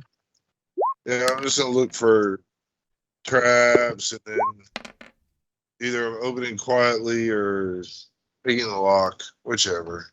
So I'm just gonna go ahead and fast check. There's really nothing in these these northern rooms. At 5, 10, or In bedroom. 10, Okay. 30, 40, 50. So 5 of those.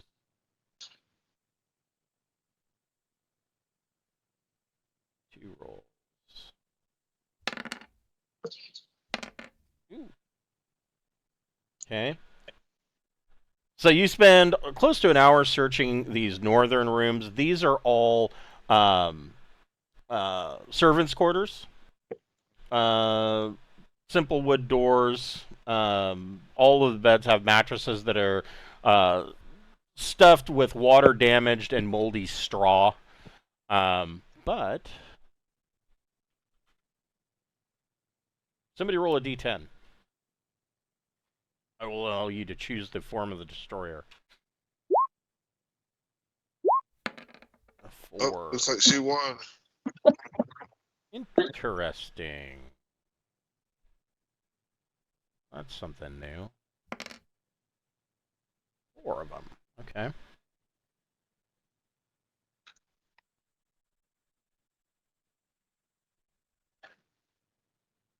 Da, da, da.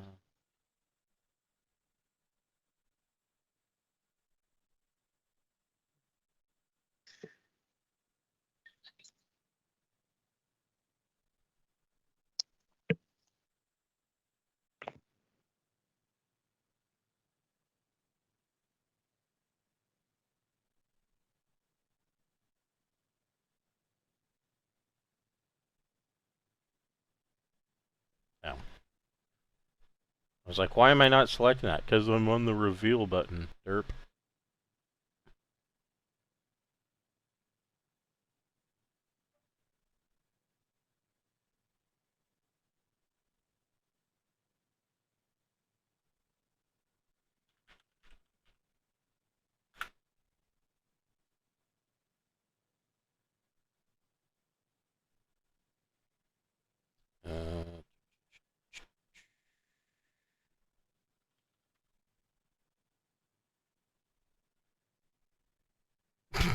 Oh boy, this is gonna be brutal.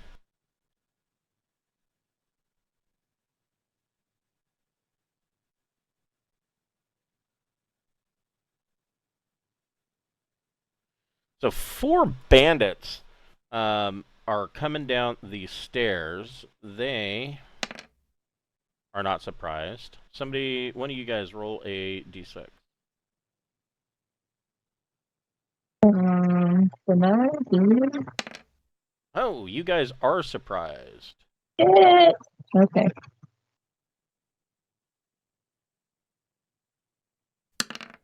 Everybody can roll initiative. Oh, cool.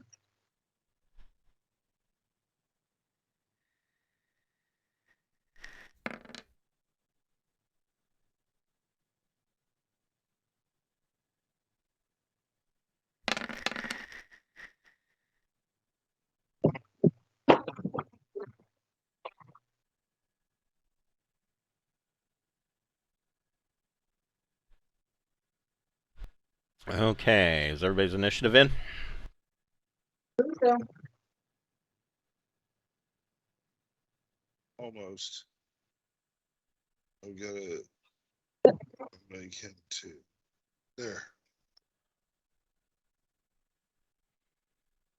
Foreman is 7. There it is.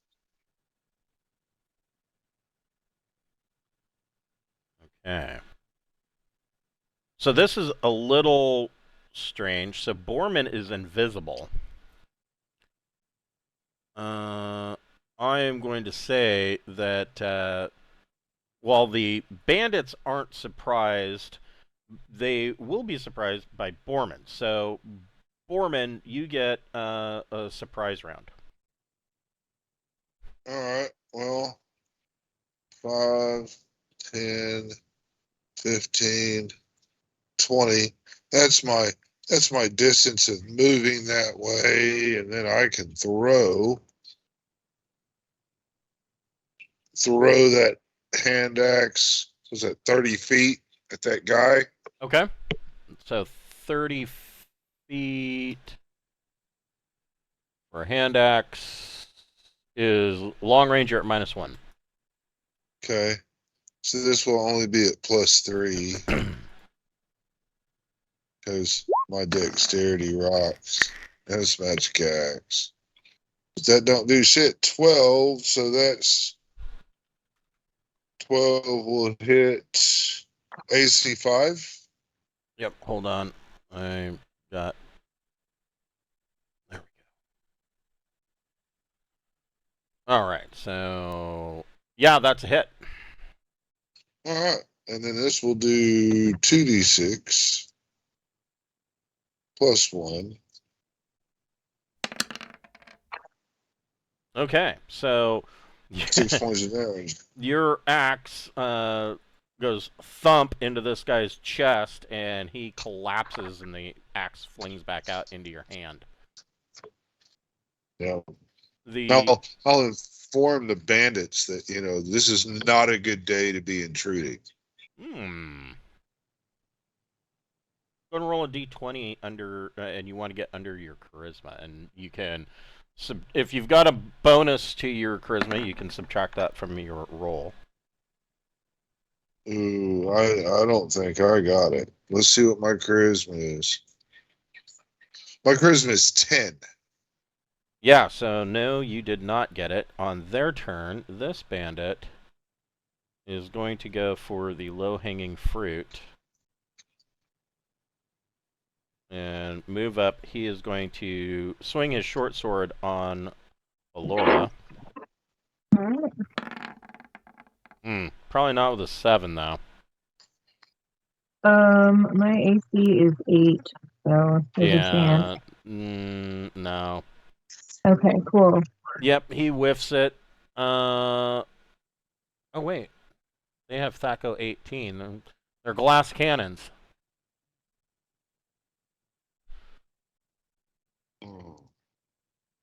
Nope, he still missed. Okay. This bandit is going to come running down the stairs. And he'll swing on Alora. Fuck. And miss with an 8.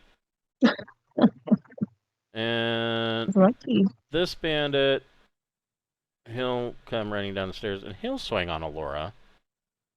I mean, the other two have been doing so calm well. Down. Ooh. That one probably hits. That might actually do it. Yeah, he hits AC 5. Yeah, so that hits him. Okay, how much damage am I taking? He stabs Alora for 3 points. Okay, I'm okay. Yes. Ish. Yeah. We are into round 1. Borman. You see them trying to gang up on Alora. Yeah, I'm just going to kind of 5, 10, 15, 20. Yeah. So right there, I'm going to swing at that guy with my sword. Yep. And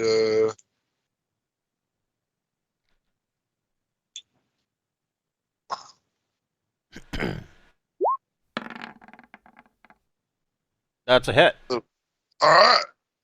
So he will take 5 points of damage. And he goes down. Prompting said bandits.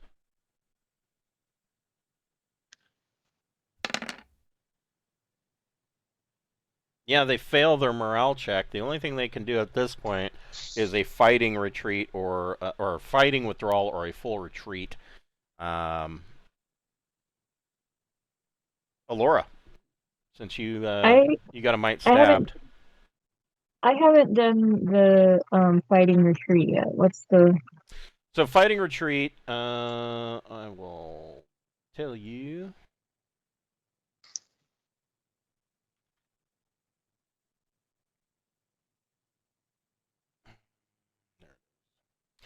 So there are there are 2 types of movement in combat. You can do a fighting withdrawal. You can move backwards at up to half your encounter movement rate, and you can make an attack. All right, I'm gonna do that then. I'm gonna move back and then attack because of the dagger being the throwing dagger. Okay. It'll be 50. Yeah, it'll be that there. Okay. Here we go. And let's go dagger. Shit. Oh, Nope. never mind. All yeah, right. Dagger kind of goes around the rim and comes back to Alora. Bandits. This bandit will move here and swing on Borman. Oh, wait, no. They can only do a fighting retreat.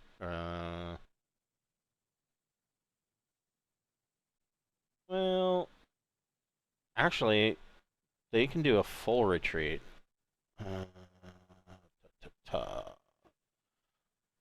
So full retreat, their full encounter movement rate, +2 bonus to all attacks, and ignores AC. So, or ignores shield AC. So, anybody who has a ranged attack can make one at +2.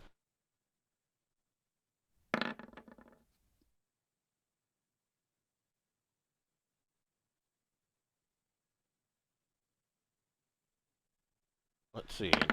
8. Another 4. Yep, those are both misses, and these 2 guys bravely run away. Ooh, who got the 20? Foreman. Stone axe. Malachi Yeah. missed this. Yeah, you can roll. You can roll your damage for your throwing axe. Yeah. So. Yeah. So you got one of them who stumbles back down the stairs. The last bandit gets away. We still get the XP for that, though, I think. Yes, you do. Good.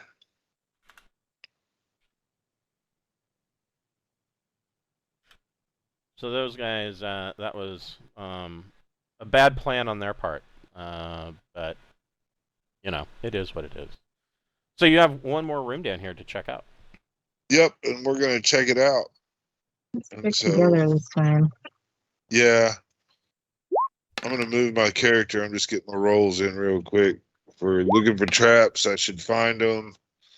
I should be quiet. Or I should open the lock, whichever. The door's not locked, but it is swollen from water damage and stuck in the door jamb. Okay. Would a 4 open it with a 15 strength fighter? Probably. Let's see here.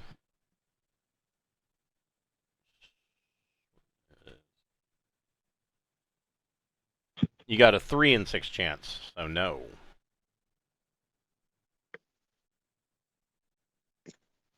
Well, okay, I guess we all could try with the crowbar. Yeah, we're gonna try. Mavis will try. No. Malachi will try. Ooh, who? So Malachi, what's Malachi's strength? It's not very good. 10. Yeah, Malachi shoves the door open. Probably bruises his shoulder in the process, but. Yeah. So this is a more living quarters. This is a communal room. There's 3 beds in here.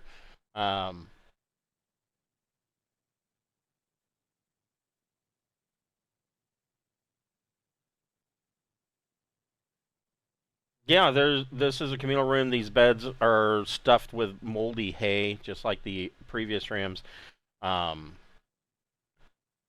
You could spend some time searching this room if you'd like. Well, I mean, we're here. Do you want rolls, or does there just... No, yeah. So it takes you about 20 minutes to search through the room. But you do find... Now, while the room is being searched, Borman is primarily gonna... Oh, I'm not meaning to move Laura. But primarily gonna watch the door. You know? Okay. I think Laura's in there searching the room, too. I don't... Yeah, sure. Yeah.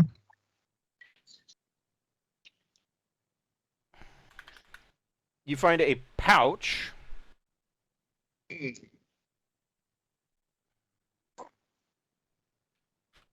And in this pouch, there are 5 ruby gems worth 25 gold pieces each.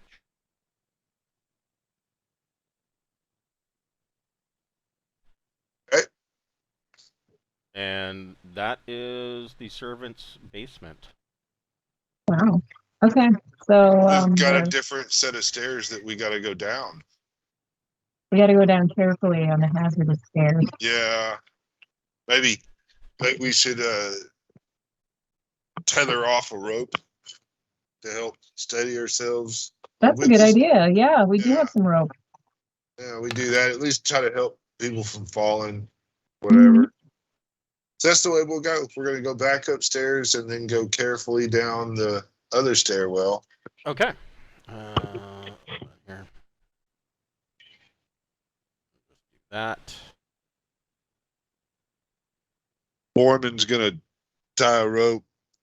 In theory, if Deirdre and Samuel are here, they can be the anchor of the rope in the behind. Or I didn't. Yes, Malachi with his booming 10 strength.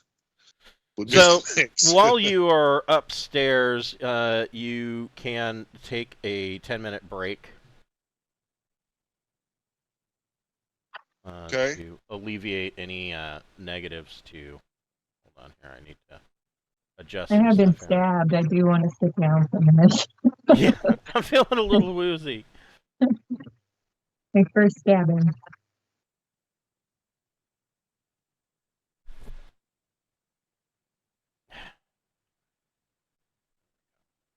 Everybody's a little bit banged up, I think. Yeah, I mean during this break, you guys can drink a potion if you'd like, or cast healing, however you want to do it. I'm only got a couple hit points on the dog and me. Malachi's down a couple, but then we're getting to the point where we're about to go start talking about resting. So I don't want to use up resources. If I think we can pull it through, having no idea what we're about to face. Yeah, at this point, you've been searching for another 2.5 hours, so.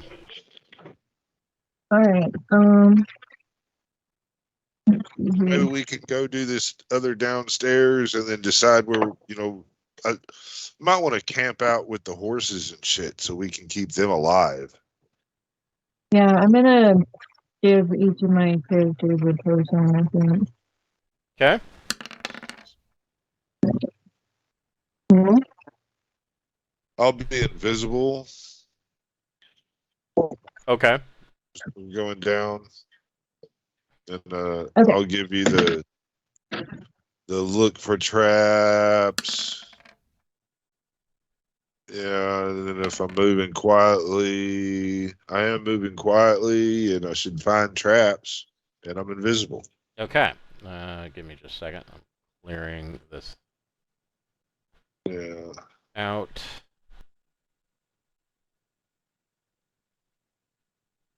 And Malachi still has a headband on his eyes. He's looking through the skull that's on his headdress. Okay. Yeah. So he can see in the dark up to 60 feet.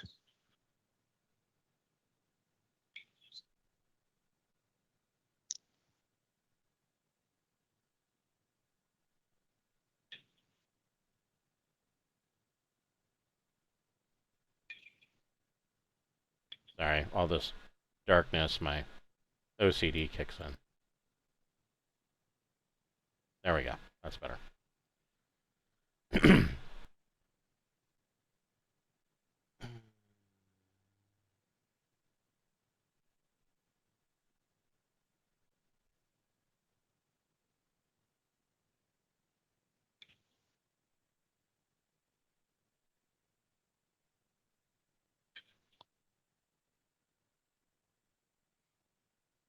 So you come down here, and you guys carefully make your way down the stairs, and this is the keep's dungeons. Uh, Dark stone floors, walls. The ceiling's only 7 feet tall. The entire area is damp. Water trickles down the walls between stones and puddles on the floor. There are these doors along the north and south of the hall are all rusty iron cell doors. So we can look up in there as we pass by Yes, without and even opening the door. well, the first thing that you notice and actually, I'll just open these up.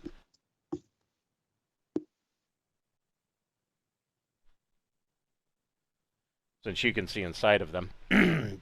The first thing that the second thing that you notice is that in this cell and in this cell, there are two prisoners, and those cell doors are locked. But more importantly than that, and actually, there we go. More importantly than that, that was the second thing that you notice. The first thing that you notice is that the prisoners are clearly alive. The doors are locked. The prisoner in this cell is fairly quiet. The prisoner in this cell is poking a stick, trying to get a giant rat away from his door, and there are 6 giant rats in here. And they Wow. are surprised by you. You guys can. Well, it doesn't matter. But yeah, you guys. One of you guys, either one of you, I don't care who, roll a d6. So you you guys are surprised as well. It evens out. So it evens out. Yes. So the rat. Another 5. You guys can roll initiative.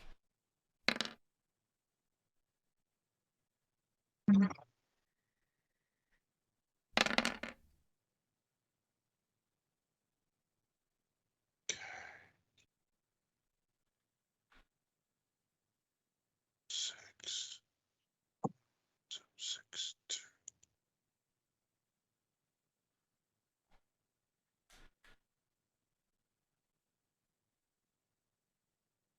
All right. Okay. So.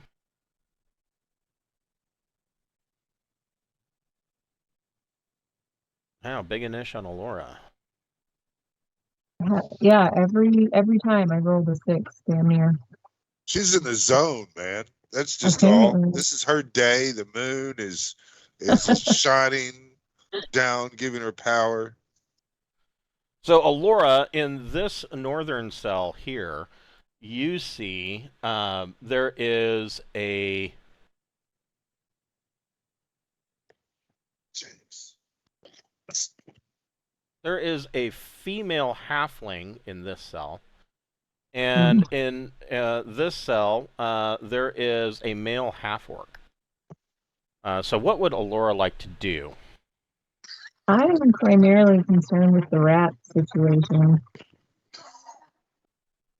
Yeah, I mean that is an appropriate response, is to deal with the rats. Now this hallway is only 5 feet wide, so it's going to be kind of difficult getting around people. Oh, okay. So I can't really do anything until. Yeah, and the ceiling's like 7 feet tall, so I would imagine Borman is probably, maybe a little hunched. If if Brian's character, his half orc would definitely be ducking. Yeah, not a lot to do. Let me see. I guess I'll have to wait. You know what I'll do? I'll tell Willow to get the rat. So we can get that Hell out of the way. yeah. Hell There we yeah. go. Man, I don't give a fuck though, Laura. Throw that fucking knife. If you hit me, I ain't gonna cry. I could hit Mavis or the dog or Borman. Well, I mean, you'll get some movement. You could squeeze by people or whatever. 5 feet? Shit, man. I have not thrown a knife in a 5-foot hallway. Okay. I'll fuck somebody Not up. unless you're at the front of the line. No, Yeah. I hear you. So you're telling Willow to run and get the rat. Borman, what would you like to do? I'm just gonna move forward and commence to reducing the rat population. I'm gonna kind of stay to this other side here. You know, I know there's somebody in this one. So So yeah, they're in this one. That door is locked. This door is not locked. but I'm just kind of stay to the side here to kind of clear room a little bit. Maybe give a passageway for people to throw things, shoot things. You get what I'm trying to be a good tank. Yeah. What I'm trying to do here. And I'm going to just swing my sword as soon as I get my little modifiers right. There we go. Oh, 17. I'll hit a lot of shit. I'll hit AC 0. How about that? That hits. So first rat takes 8. Okay. Yeah, that is a frozen rat. So all right. Borman stabs down, and this rat just immediately just frosts over. Yep. And then I'm just going to kind of step up here a little bit more and get up into this next rat's face. That's about all I can do. Okay. Mavis. Let's move up and try and end the rat. I should be able to make it. Okay.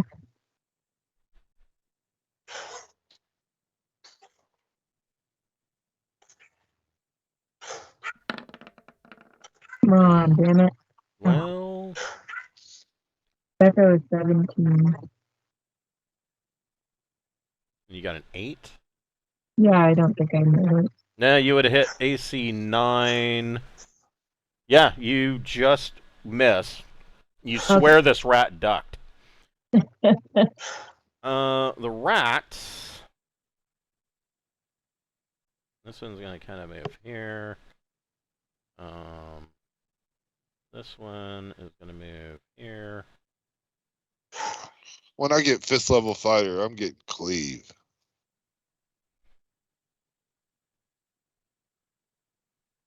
So one rat's going to try to bite Mavis. 2 of them are going to try and bite Borman. The first rat on Mavis. Not with a 7. Rats on Borman. First rat. Whoops. You probably need a 20 to hit me. Probably. Let's see. Yes, he will need a nat 20 to hit you. And second rat on Borman. Close, but no cigar for the rats. This rat goes over and he tries to start fucking with the half-orc through the bars, and this rat is kind of waiting his turn to get into the pile. Willow the War Dog. Willow is going to run forward and attack. I would say Willow could go like right here and get between and make a bite attack between Borman and Mavis to one of these 3 rats that are piled up here. Can he squeeze in behind and kind of get? I mean, he's got a lot of movement. Can he squeeze in behind and kind of get right in there? Yeah. You know, if you've ever walked down the hallway with your dog, if they get that snout, yeah, you know, the rest of their body is right. going on through. Yeah, I would say say that's a possibility. Yeah, so he's just going to go and try to chomp into one of these guys in the back ranks. You know, it's really kind of crowded like there. This guy right here. Yeah, that's fine. And Thaco 17 will mean that is a hit. All right. Well then, this guy's having a bad day.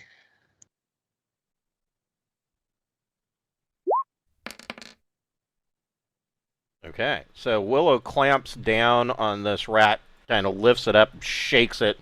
You guys hear numerous bones crunch, and that is a dead giant rat. Malachi.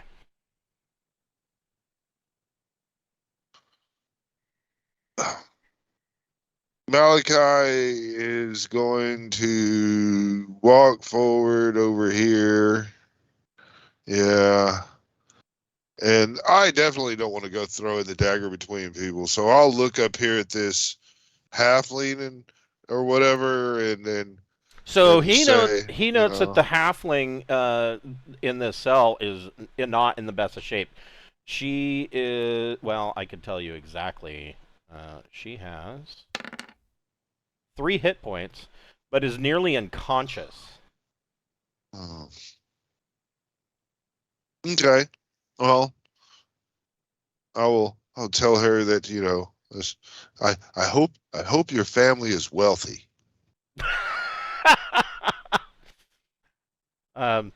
Before we start the next round, give me 1 moment. I'll be right back. Okay, I'm gonna grab something here.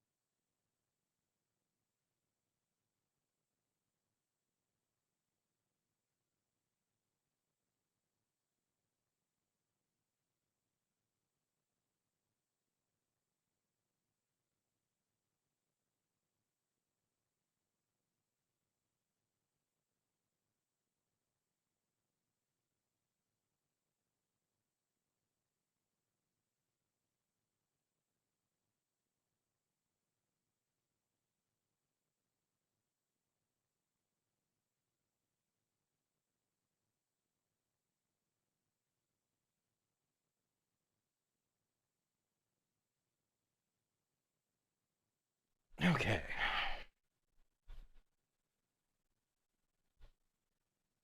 So, Alora, what would you like to do?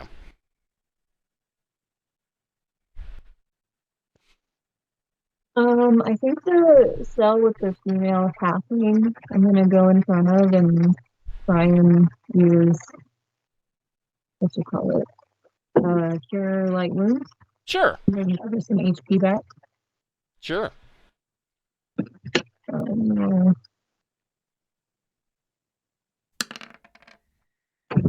it's both +1, so 2, So something. yeah, that's okay, but that at least rouses her. And she tells you that her name is Jilcy Fastcheeks, and her partner over in the other cell is what is his name? His name is Olimar Victorine, and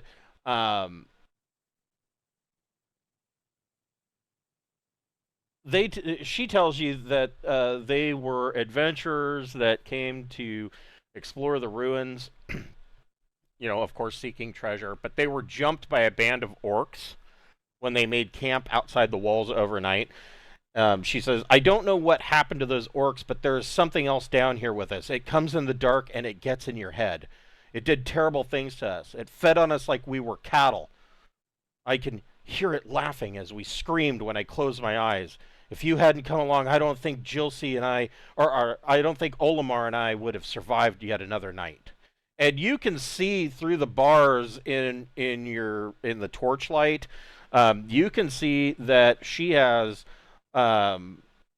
numerous bloody cuts and bite marks and all over. It looks like she's been tortured. Some of her fingernails have been pulled off.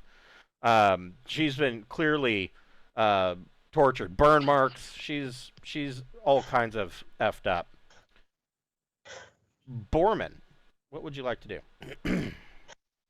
I don't know why everybody's talking. I'm just gonna fight. That's what I'm gonna do, and I'm not complaining about people talking. Actually, so.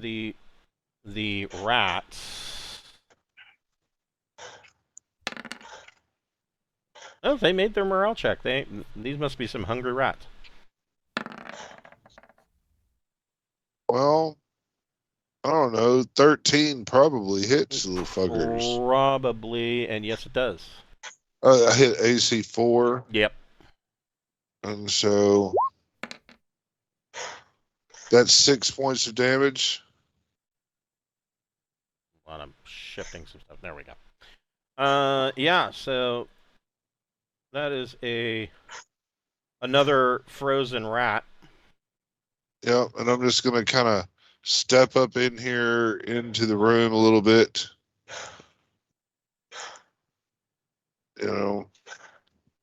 That's the end of my turn with Borman. Okay. Oops. Okay. Mavis, what would you like to do? You got 2 rats in front of you. Yeah, I want to try and hit him with the mace.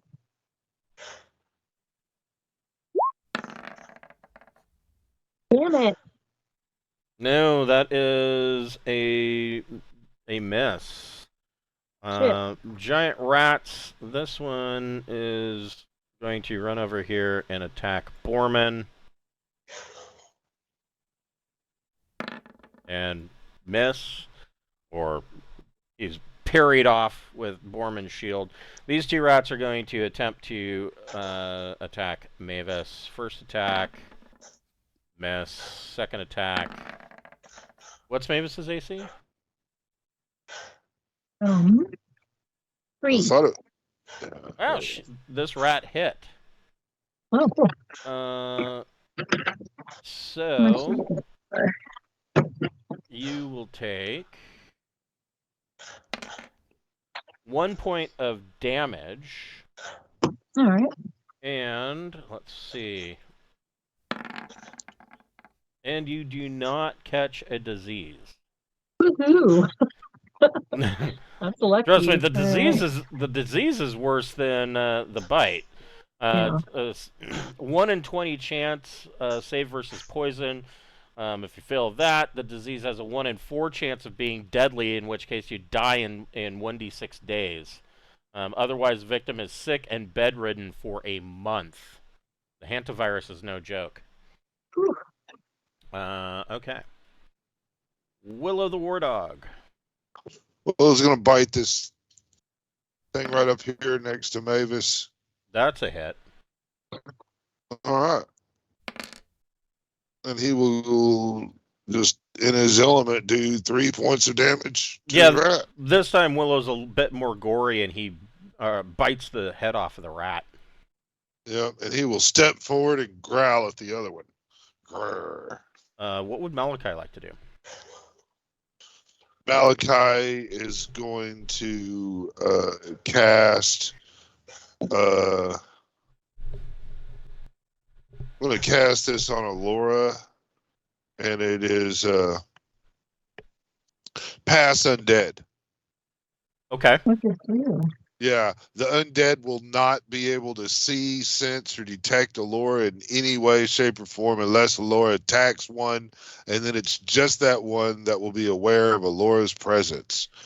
Wow, that's cool. And how long does that last? Well, I'll have to scroll for a second, but I'll get it to you. Protection ability, pass undead. 1 turn per level. We're looking at, I think it's 3. I think it's 3 turns. Okay, so 30 minutes. It's enough for this little area down here with the one that haunts people in the night with her sneaky fucking 2d4 ranged attack. Well, you say that, but okay. So, all right. Allura, what would you like to do?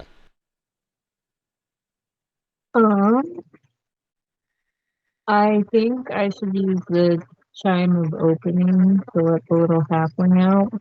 Okay.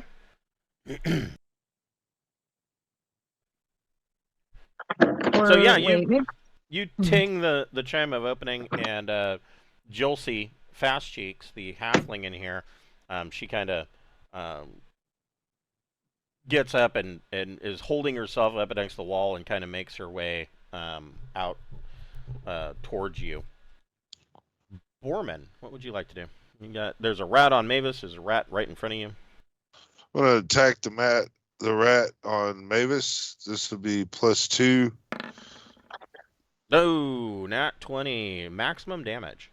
10 points of damage. Yeah, that rat is really no more. And so Mavis, what would you like to do now that the rat on you is dead? I can move forward a bit, which would be good. Yeah, I would say that you'd be able to move between. Yeah, you'd be able to get there and attack this rat. Okay, and then hopefully I'll hit something once. No! No, I fucking won't. So this rat, well, there's really nowhere for him to go. He's fighting to the end. He's going to try to bite Mavis. Ew. Let's see here. Nope. He narrowly misses Mavis. She kind of brushes him off with her shield, and Willow. What does Willow want to do? Willow's gonna run up and attack. Okay. He's just gonna charge and kind of slide and try to get the ass into this thing here. See how he does.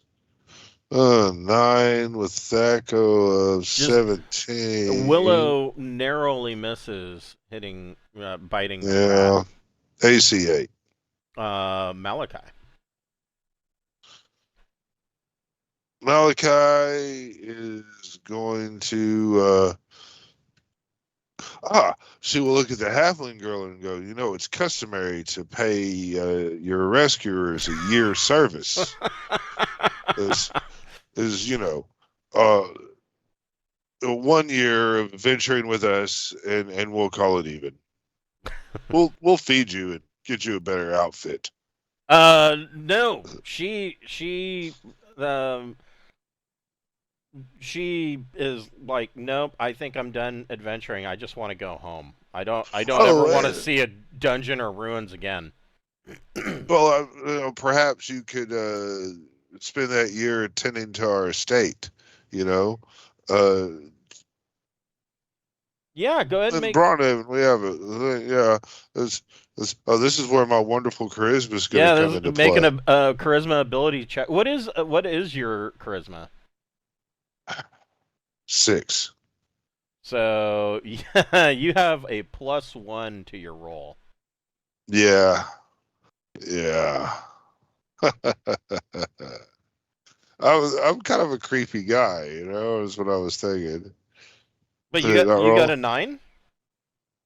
That's what it looks like. Yeah, Uh, what is your charisma? 6. Oh, well, you failed. But yeah, Uh, she's like, nope, I am going home. She says, I think I am going to stay with my parents for a while. all right. Alora, what would you like to do? You're muted. Is the other little halfling in this one?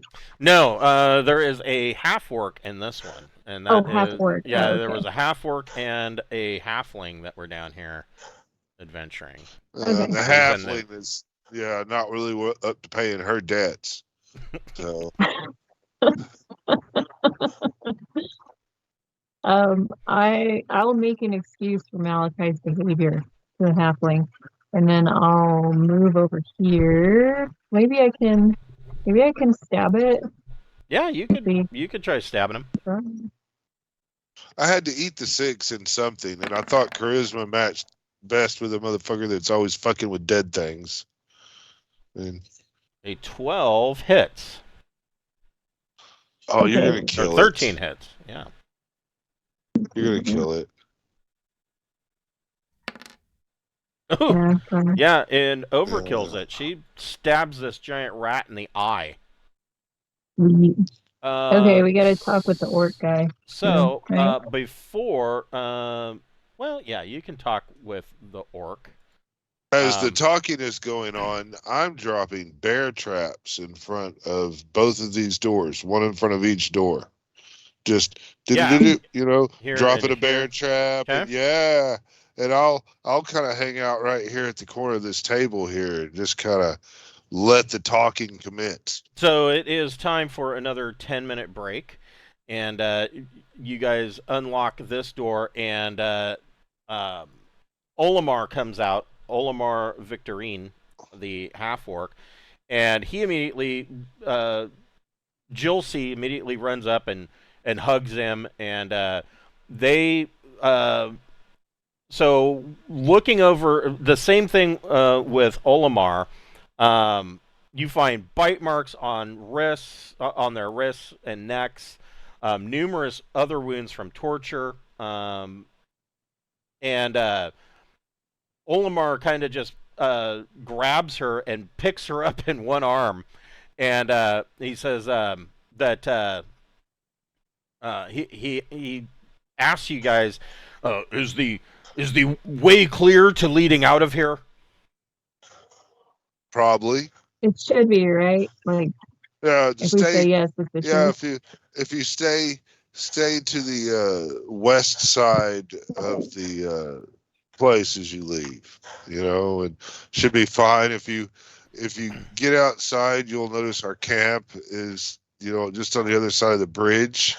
You could go there, and we have some provisions in the wagon you can eat, and wait on us there, and we'll we'll guide you to Braunhaven where you can regroup and make your preparations to go home. So yeah, that sounds good. He says, I thank you for your assistance in rescuing us, but we cannot stay another night in this accursed place. And he turns and almost, if he were capable of sprinting, he would run up the stairs. He himself only has 1 hit point. Ooh, let's give him a potion. Like truly. Yeah, we'll spread Let's do that. goodwill and kindness. Okay. Shit. Well, I'll let you roll a d6, see how much he gets back. So he gets back 3, which is a lot better than being sitting. He's now at 4 hit points, which is a lot Yeah. better than where he No. was at. And they book it out of here. So this room, while you guys are taking your 10-minute break, this is clearly the dungeon guard post. Um, this area here has a little bit of a taller ceiling by 8 feet. It too is damp, and there is a iron-studded door to the north and to the west. North and just seems and you get 5 rolls on table C.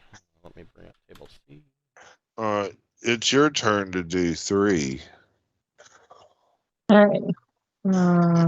That's Yeah. just fair. Let's see. 1990, 27. Let's see. And I got 27. Yeah. Well, so I'm sorry. 1990 and 27. 19 and 27 both hit. So 27. It gets you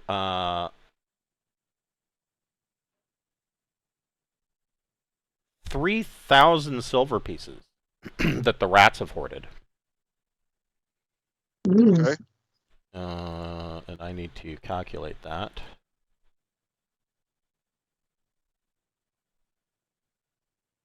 Is that with all of our hits on the thing, or is that just one of them?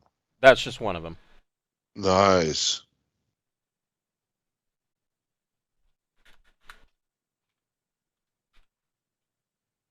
And let's see.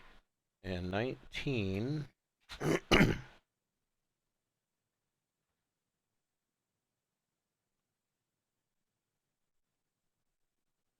19 gets you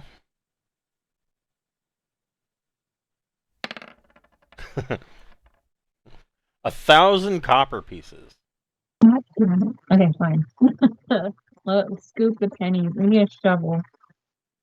Shovel the pennies and then throw them away. Yeah. They add up, though. That's true, they do. Okay, 2 more. And then, so what was Borman's roll? Let's see. Or has Borman rolled yet? Yeah, I got a 27 and a 59. So the 27 is a hit.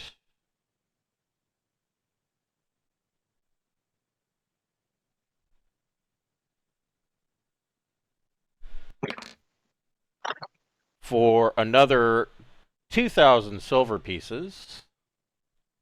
Wow. All right.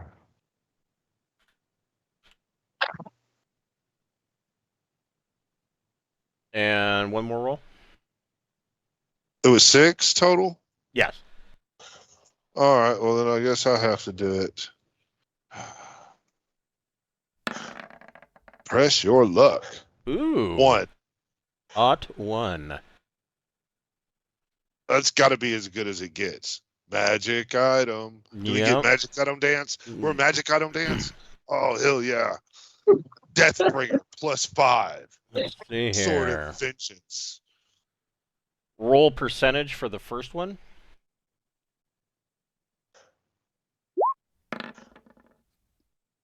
61. 61. Is a scroll or map. So let me find what the scroll is. You know, I already know what this is. Okay. 2, 3, 4, 5, 6, 7, 8, 10, 12. So it is 12, D12, 5.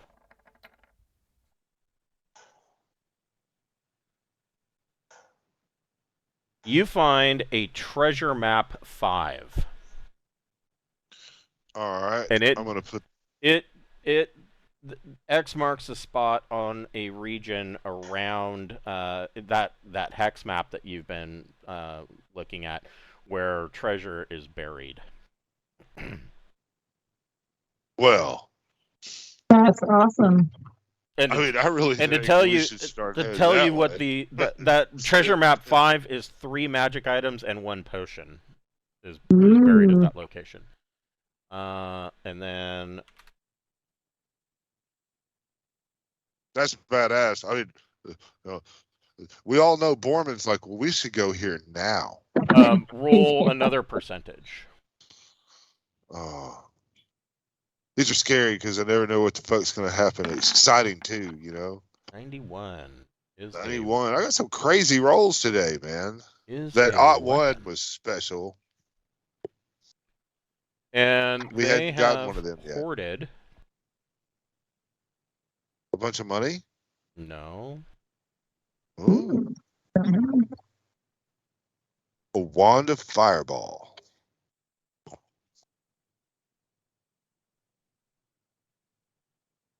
Roll another percentage roll. Ooh. I wonder if I want high or low. I mean, it doesn't change the fact that I'm going to get whatever 13. happens. 13. They have hoarded 4 plus 2 arrows. Ooh. 4 plus 2 arrows.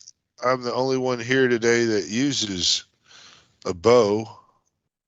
So I'm just going to put 4 plus 2 arrows in my quiver. There you go.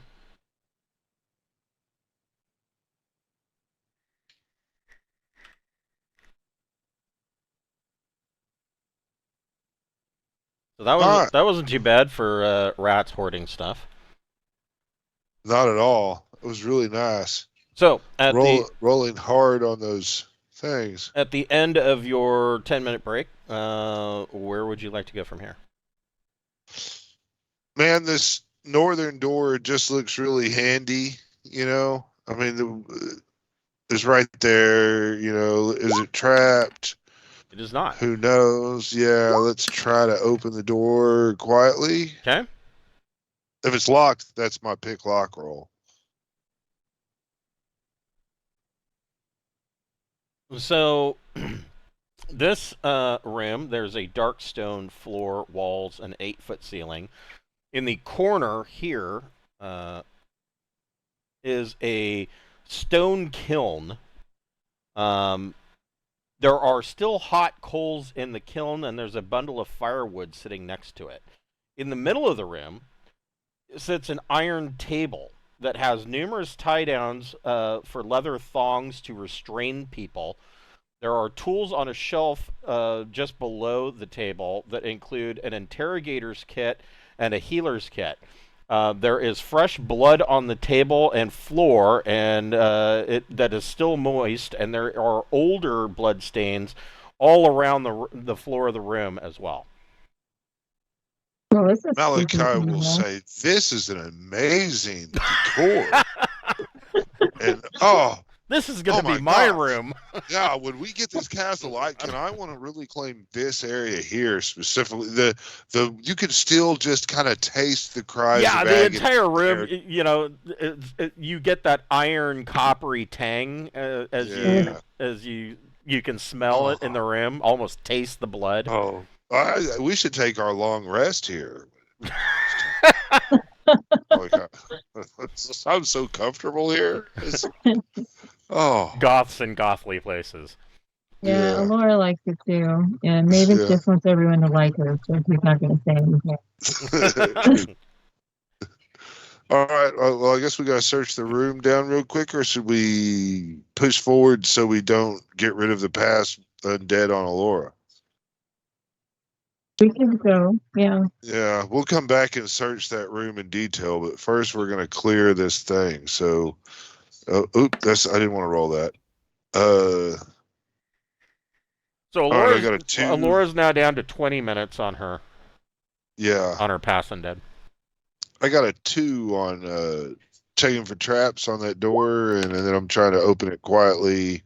Not really doing too well at that. Okay, so you creep this door open, and you see that there is a 5-foot wide hallway that moves 15 feet and then hangs a right and goes to the north. So we Check. don't know what this horrible thing is. Do you guys want to be blessed first? I can cast bless one time. And this seems like it's going to be a big bossy fight. I mean, I'm expecting at least 4 or 5 hit dice, says Borman, totally in character. All right. I'm gonna cast bless then. May as well. Oh, So hell yeah. I'll be able to add like a +1 Okay, stuff we do. so All right.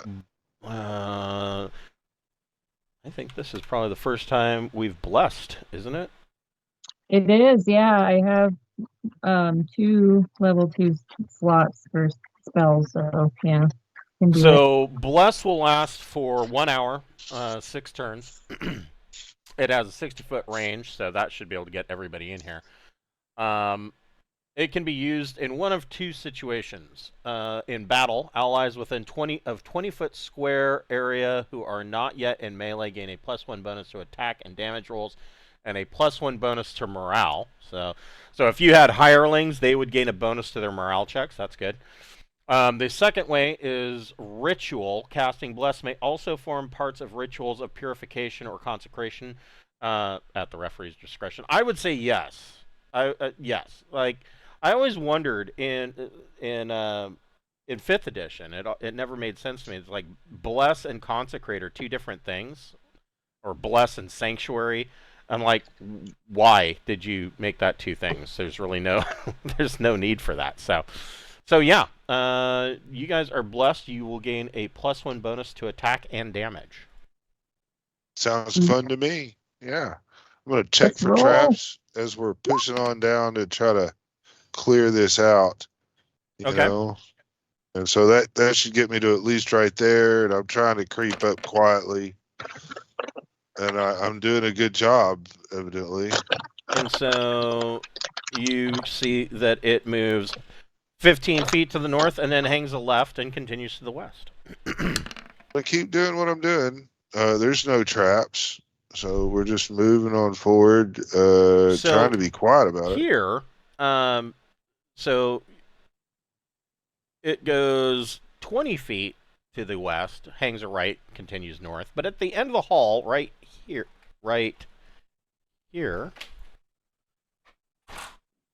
there is what appears to be a statue. Hold on here. And the statue, and let me bring up the description of it.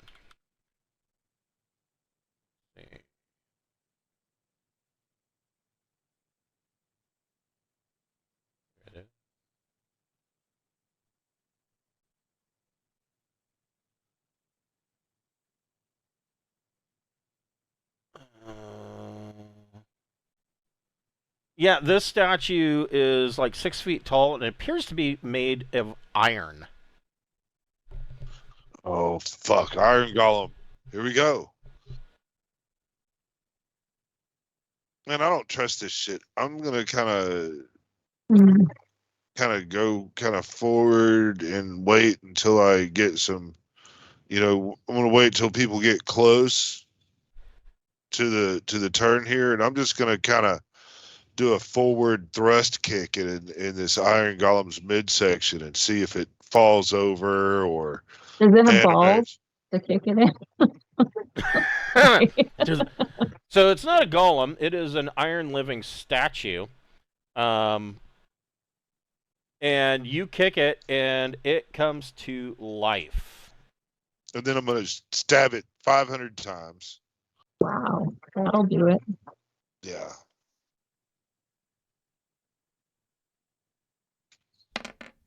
Ugh. That's horrible. Everybody roll initiative.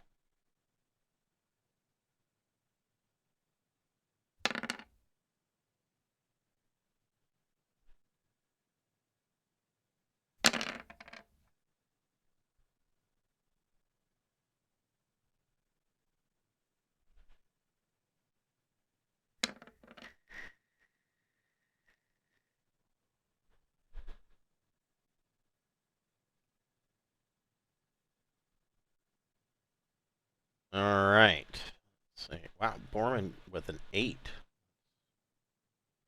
Impressive.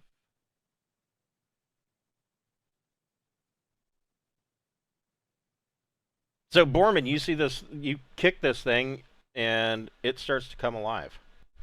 What do I'm you want to do? gonna go ahead and hit it with my sword. Is it +2? That's a 20. Yeah, that hits. All right. So D8 +2, 6. 6 points of damage. Magical.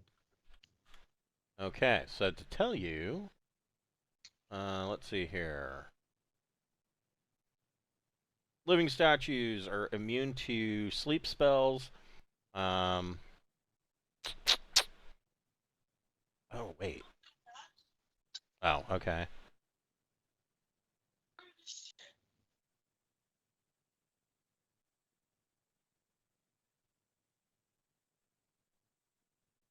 Nope. Okay. So yeah, he's immune to sleep spells, and that is about it that you know about Iron Living statues. You can see, like his fist is solid, and part of the statue is that he's holding a mace, and or what looks like a big mace. He actually does 1d8 damage with it, though. So, Yeah. Mavis, what would you like to do? Try and make it through the hallway and I should be able to. It'd be a good time to cast lightning bolt. Tell you that. I don't have that. If you Yeah. wanted to move to this point, you could. You could slide past Borman. Okay, I'll do that and I'll see if I can finally hit something with the mace. That's Yeah. gonna be a hit. Yeah. Nice. All right. So you hear a big clang, and there you see that there is a big dent, like right where the left rib cage is. She just bashes the statue and puts a big dent in it. Alora.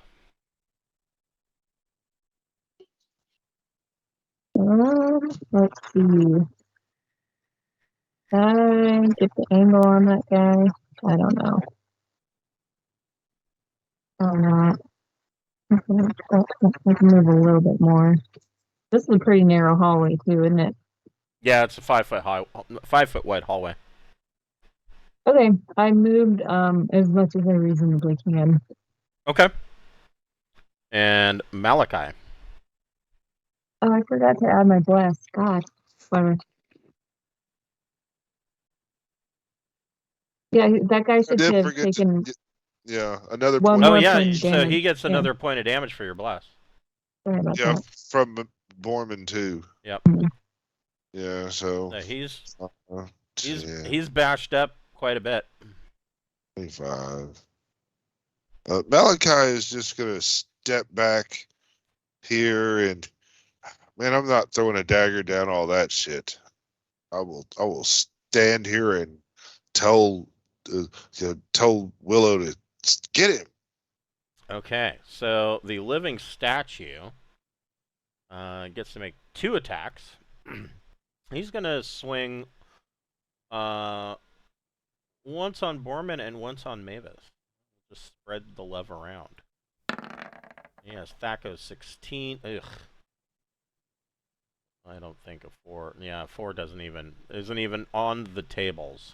So on Mavis, 19.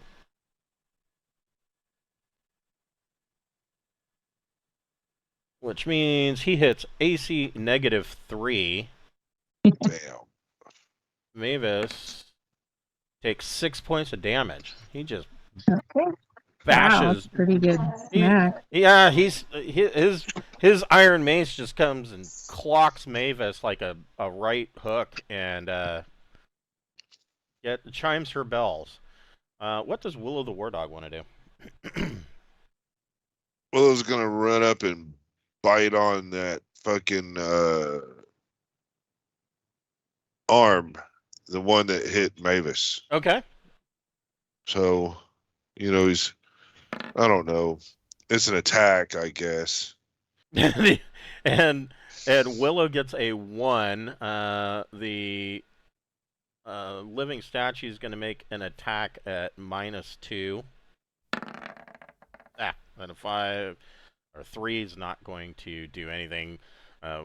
Willow kind of nips and kind of overshoots Yeah. the statue swings and Willow ducks. Borman, what would you like to do?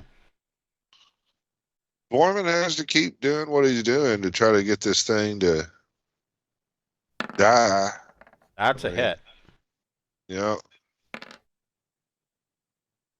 4 points of damage. So magical. So Borman's sword slices through the midsection of this living statue, and it goes down. Okay. Here.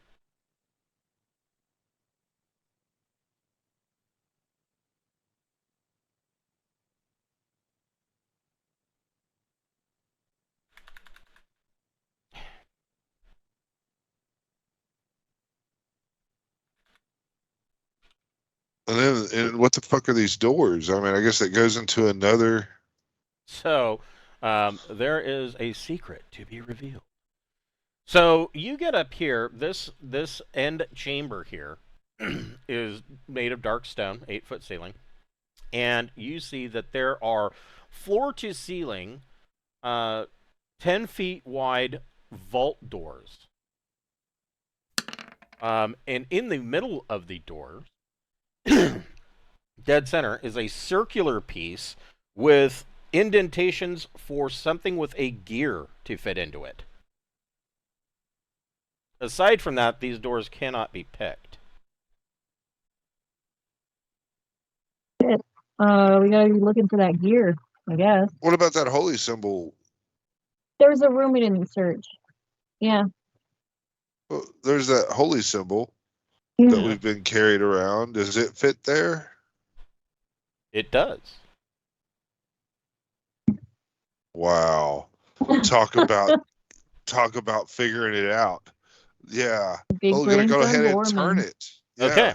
Yeah. So you turn it, and these vault doors creak open. And hold on here. We've been carrying that shit around for real time months. Just a random item stuck in our fucking inventory. I would not have figured it out, like, ever. I forgot completely. Well, I knew we had it. I knew it fit some fucking where. I mean, it's. So there are you kind of you walk through the vault, and it goes through a rough cut stone passage that have some carved stairs that descend 10 feet to a broken cobblestone floor. Throughout here there are 8-foot ceilings. There is roots and moss. Roots are poking through the cracks in the cobblestones and the walls and ceiling. It's damp. All of these walls are dirt and cobblestone, and the dirt is moist. Not quite to the point of being mud, but it's wet. And there is a 10-foot wide passage that moves to the north.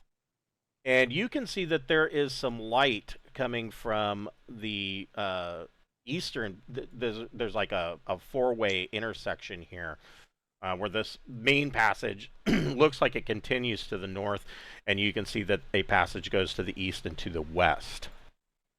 Want to go invisible? Okay.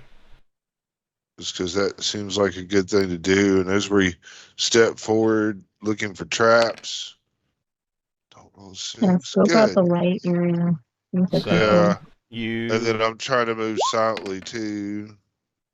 And not so much. We're headed up there, course, Malachi has 60 foot of beautiful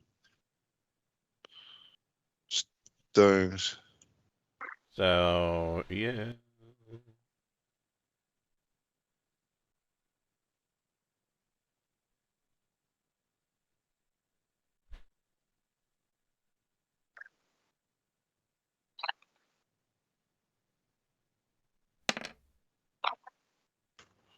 Still looking for traps and moving on in, and I'm gonna try to move silently in all this. Oh, what the fuck? You can move Malachi and Willow as well, and Mavis and Alora, you can move up as well. All right. And we will then pick this up next week at 12 o'clock on Saturday. But before we do, we've got some XP to divide up. So we're fixing to fight a vampire or something. I think so. Yeah. Better roll well on my So each of you gets 1,197 XP. Wow, that's super. How much is that again, please? 1,197.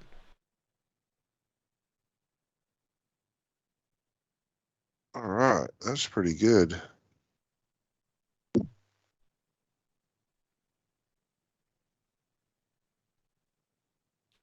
Yeah, that might be enough for somebody to catch a level.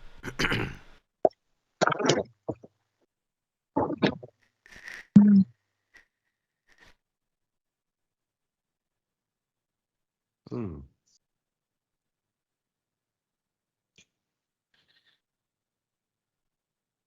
Now, 1,197.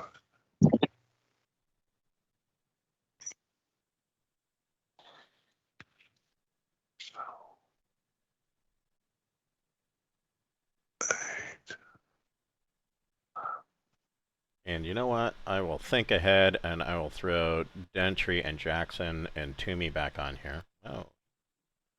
All right. So first, I need to look at. I might have leveled level 5 thief, which may be cool, Nice. but I haven't got to that yet. I am a long way from anybody leveling, but this was a good step forward. Ooh. I need I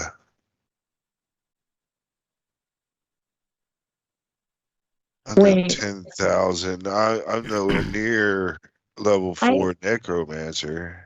I have some questions about vampirism in this game. Those people we released who got bit over and over, are they like infected with it or anything? So, yeah, vampirism works a little bit differently in that.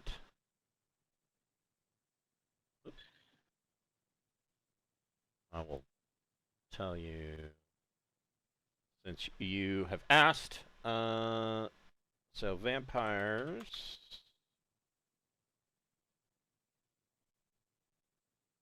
If I can find the vampire, there he is. So it says that so vampires do energy drain, and essentially all they have to do is make a touch attack. A successful touch attack, the target permanently loses 2 experience levels. This incurs a loss of 2 hit dice of hit points, as well as all other benefits due to the drain level, spells, saving throws, etc. A character's XP is reduced to the lowest amount of the new level.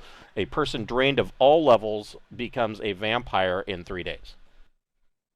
So if you are drained to a point where you are basically essentially level 0, then you die, and in 3 days you will rise as a vampire. Okay, so they're not roaming around as vampires. That's good news. Okay. Yeah. Hooray! Thought we might have to go track them down or something, but it'll be fine. So I am a level 5 thief now. which is kind of cool. Heck yeah.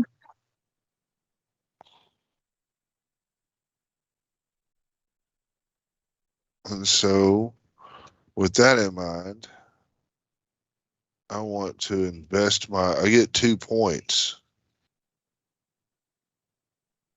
Oh yeah, you get 2 expertise points for thief skills. Yeah.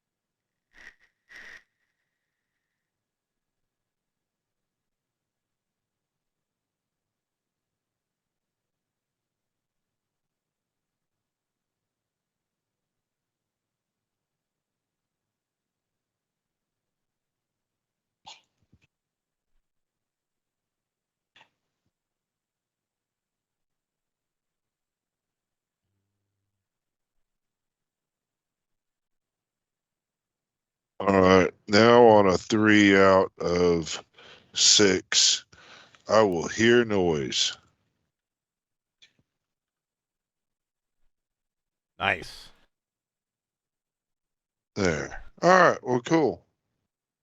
That's all I needed to do then. I will give Brian the gold piece totals and all that shit for his notes next week.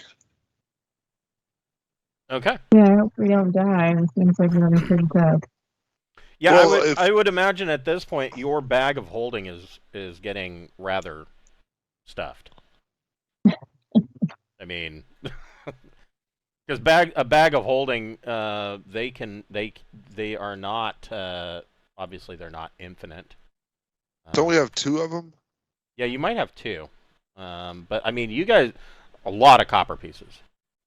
Yeah. We need to go invest, maybe buy up gems and shit, or go to a bigger town, or we definitely need to go stash it or something, I guess. So yeah, I mean they can carry up to 10,000 coins worth of items. So Yeah. I mean, I would imagine that you might be approaching max capacity for both bags. So. All right. Well, Which we'll we'll figure that out at the beginning of next week, and we may have to adjust some movement for depending on encumbrance. But yeah, it is a possibility. I mean, especially we have considering a wagon and shit you got too. 2 halves of a rug stuffed in there too. That's probably taking up some space. So Yeah. Right on. Well, all yeah, right. we can deal with it. But yeah, that was pretty fun. Thanks. You're welcome, and I will see you guys next week at 12. Actually, I'll see you both on Wednesday night. So 7 o'clock on Wednesday for that's right. Pirates Drenex. All right. Night. Have a good night, guys.